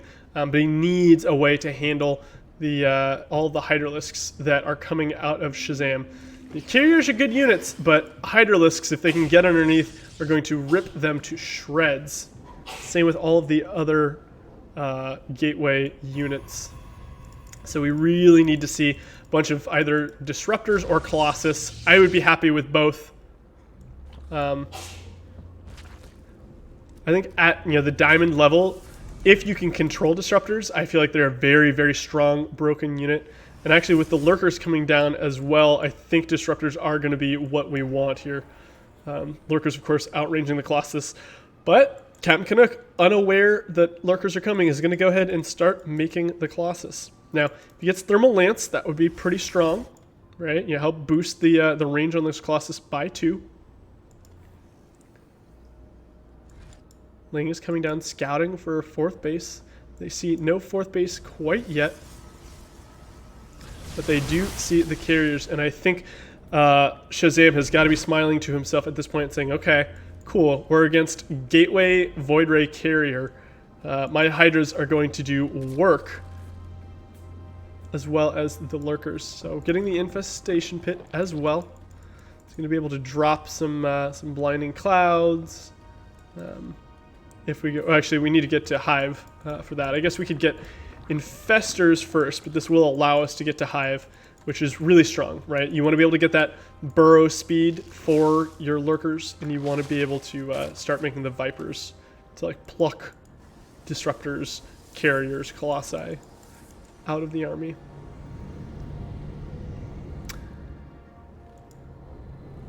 Well, at this point, both players content to just sit back and macro, but I think that's going to favor our Zerg player, especially if the Zerg player decides to go for a 5th base at this point. No sign of that quite yet, but with no pressure, I think that could be a good idea. Now we have these Hydralisks out here. I don't think we have any Lurkers as of yet, but he should be able to start morphing those if he so chooses. Ling's running by, checking for the fourth. The fourth is located here. And great creep spread out of Shazam so far this game. Now, the upgrades for Shazam are also coming along. We do have +2 Carapace and +2 Missile already done. And currently only +1 attack for our Protoss hero. And here it comes. The Hydralisks are making their way across Baneling. I'm not sure what that connected on, but certainly connecting on something that was fine to kill. More and more Banelings coming down, and I'm surprised we're not seeing any Lurkers, but I guess he wants to keep the Hydralisks for these air units. We do have 1 Colossus in this army. It's a little bit hidden. 2 Colossi hidden in this army. And he's going to go ahead and break down these rocks. I don't know how I feel about bringing down those rocks, actually. I think keeping the Zerg player throttled is what you want to do. Nice, good engagement there. Zerg player pushing in and some good force fields, trapping a couple of extra Hydralisks there. Looking real strong from Captain Canuck. Now we do have that Lurker upgrade coming down, as well as the Spire. Lings flooding to the other side here. They're going to make sure to deny any base here, as well as going into the mineral line on this side. The Lings are going to try to run in here and just hold position to start killing workers. These Lings getting stuck. The army going to pull back over here. But now, when he sees all this army here, now would be the time to move in. And sure enough, Shazam, when he sees the army, he knows, okay, this is my signal. I am going to run into this base and tear it to shreds. Baneling's coming in here, connecting with all of this stuff, and he should be able to destroy this base in its entirety. Baneling's rolling forward, killing some of these zealots. And I think, yeah, he's just going to pull back, get back on creep, and run away. It's looking very good for our Zerg player. +2 ground weapons is finishing up, and we've got a sneaky, sneaky Dark Shrine. Now, there are, I believe, a couple of Overseers. There's at least one, although it is about to get picked off. Well, okay. Getting saved by the army. This is actually starting to look pretty scary here.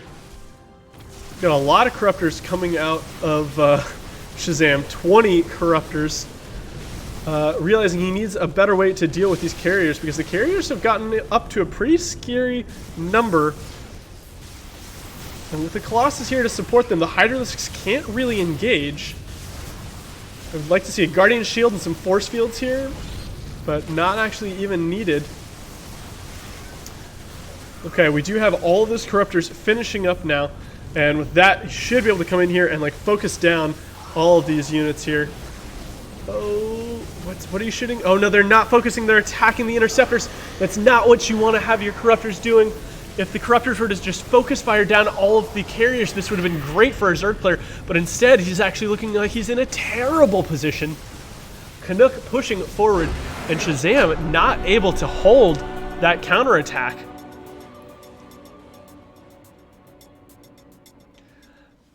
I think if those Corruptors had been focus firing like they needed to, Shazam would have held. But unfortunately, they just started trying to shoot all of the Interceptors, and they just kind of died. Very well played by Captain Canuck, realizing, okay, you killed my fourth base. I have to go right now, hit you after you blew up all of your Banelings before you can resupply.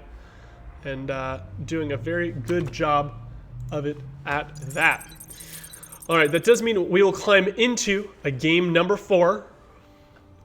Game number 4 is going to be on Nightshade. Yeah, yes, Nightshade, and then the next map will be Eternal.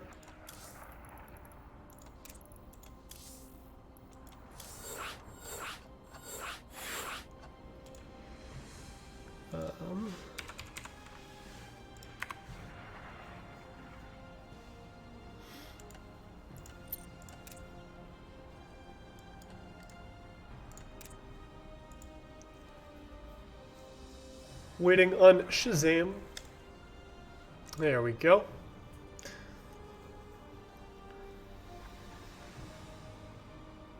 All right. What, you know Attack Man?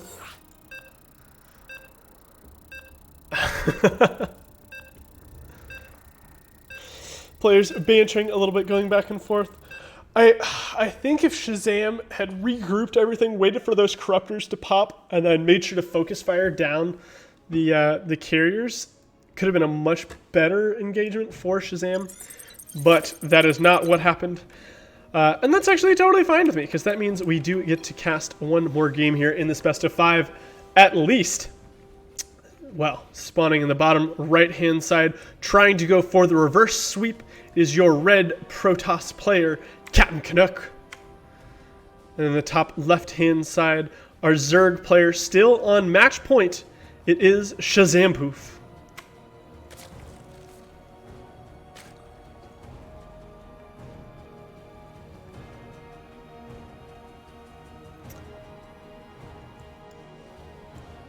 Alright. Pretty standard things. Probe making its way across, doing the scouting thing. Drone coming over, dropping the hatchery.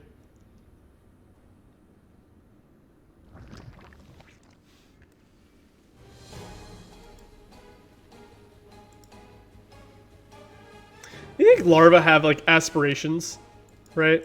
They're like, I want to grow up to be a drone, or I want to grow up to be an ultralisk, something like that. I don't know. Or they just kind of like, yep, we're like little worms. We don't have the capacity to like have complex thoughts, like wants or desires beyond like nourishment.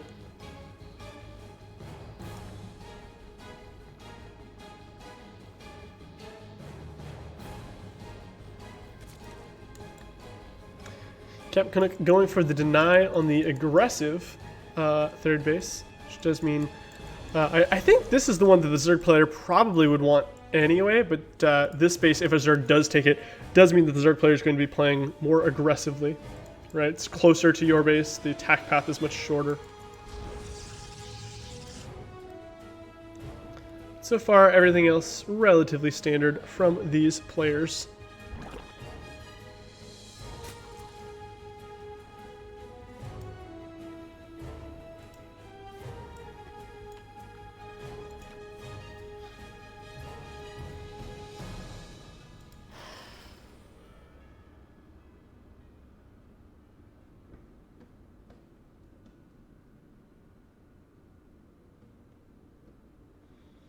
Dept getting chronoed out.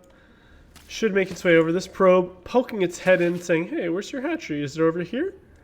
Gonna get scared off by the lings. Now, I think the probe can make it... Oh, okay, not if he does that. I was gonna say the probe could make it home with the Adept making its way out here.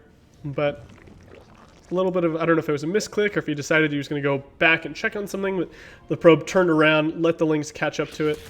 Oh, and this Adept... not quite in the position it wants to be either. Almost getting surrounded there. Adept is going to shade over, not do anything. Oh, okay. Picking off one ling. It's going to come over and scout to see if there's another base here. Finds the base. Now actually lets the shade finish. Going into the main, trying to see if there's anything else scary that it needs to worry about. Doesn't quite pick off that last ling.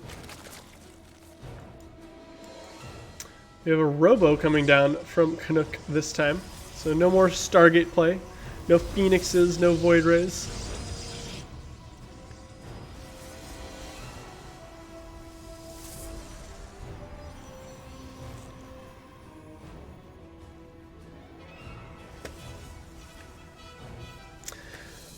Thank you for submitting that suddenly. I think all of the codes have been used up.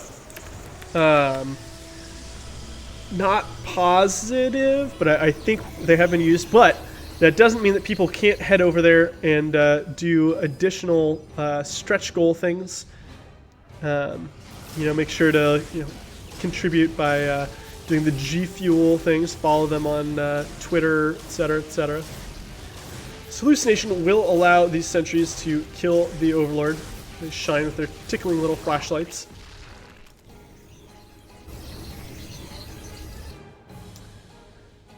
We see Layer coming down for our Zerg player. Nothing too crazy, but we do have 4 gases taken, right? So it's going to be something gassy.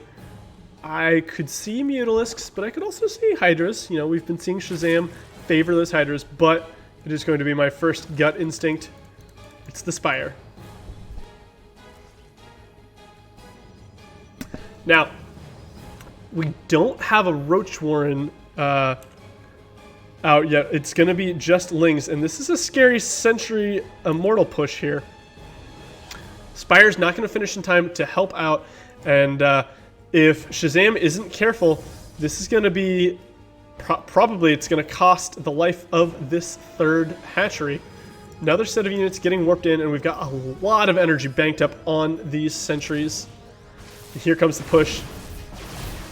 Currently, very few Zerglings on the map. Drones having to get pulled back, hiding with the Queen.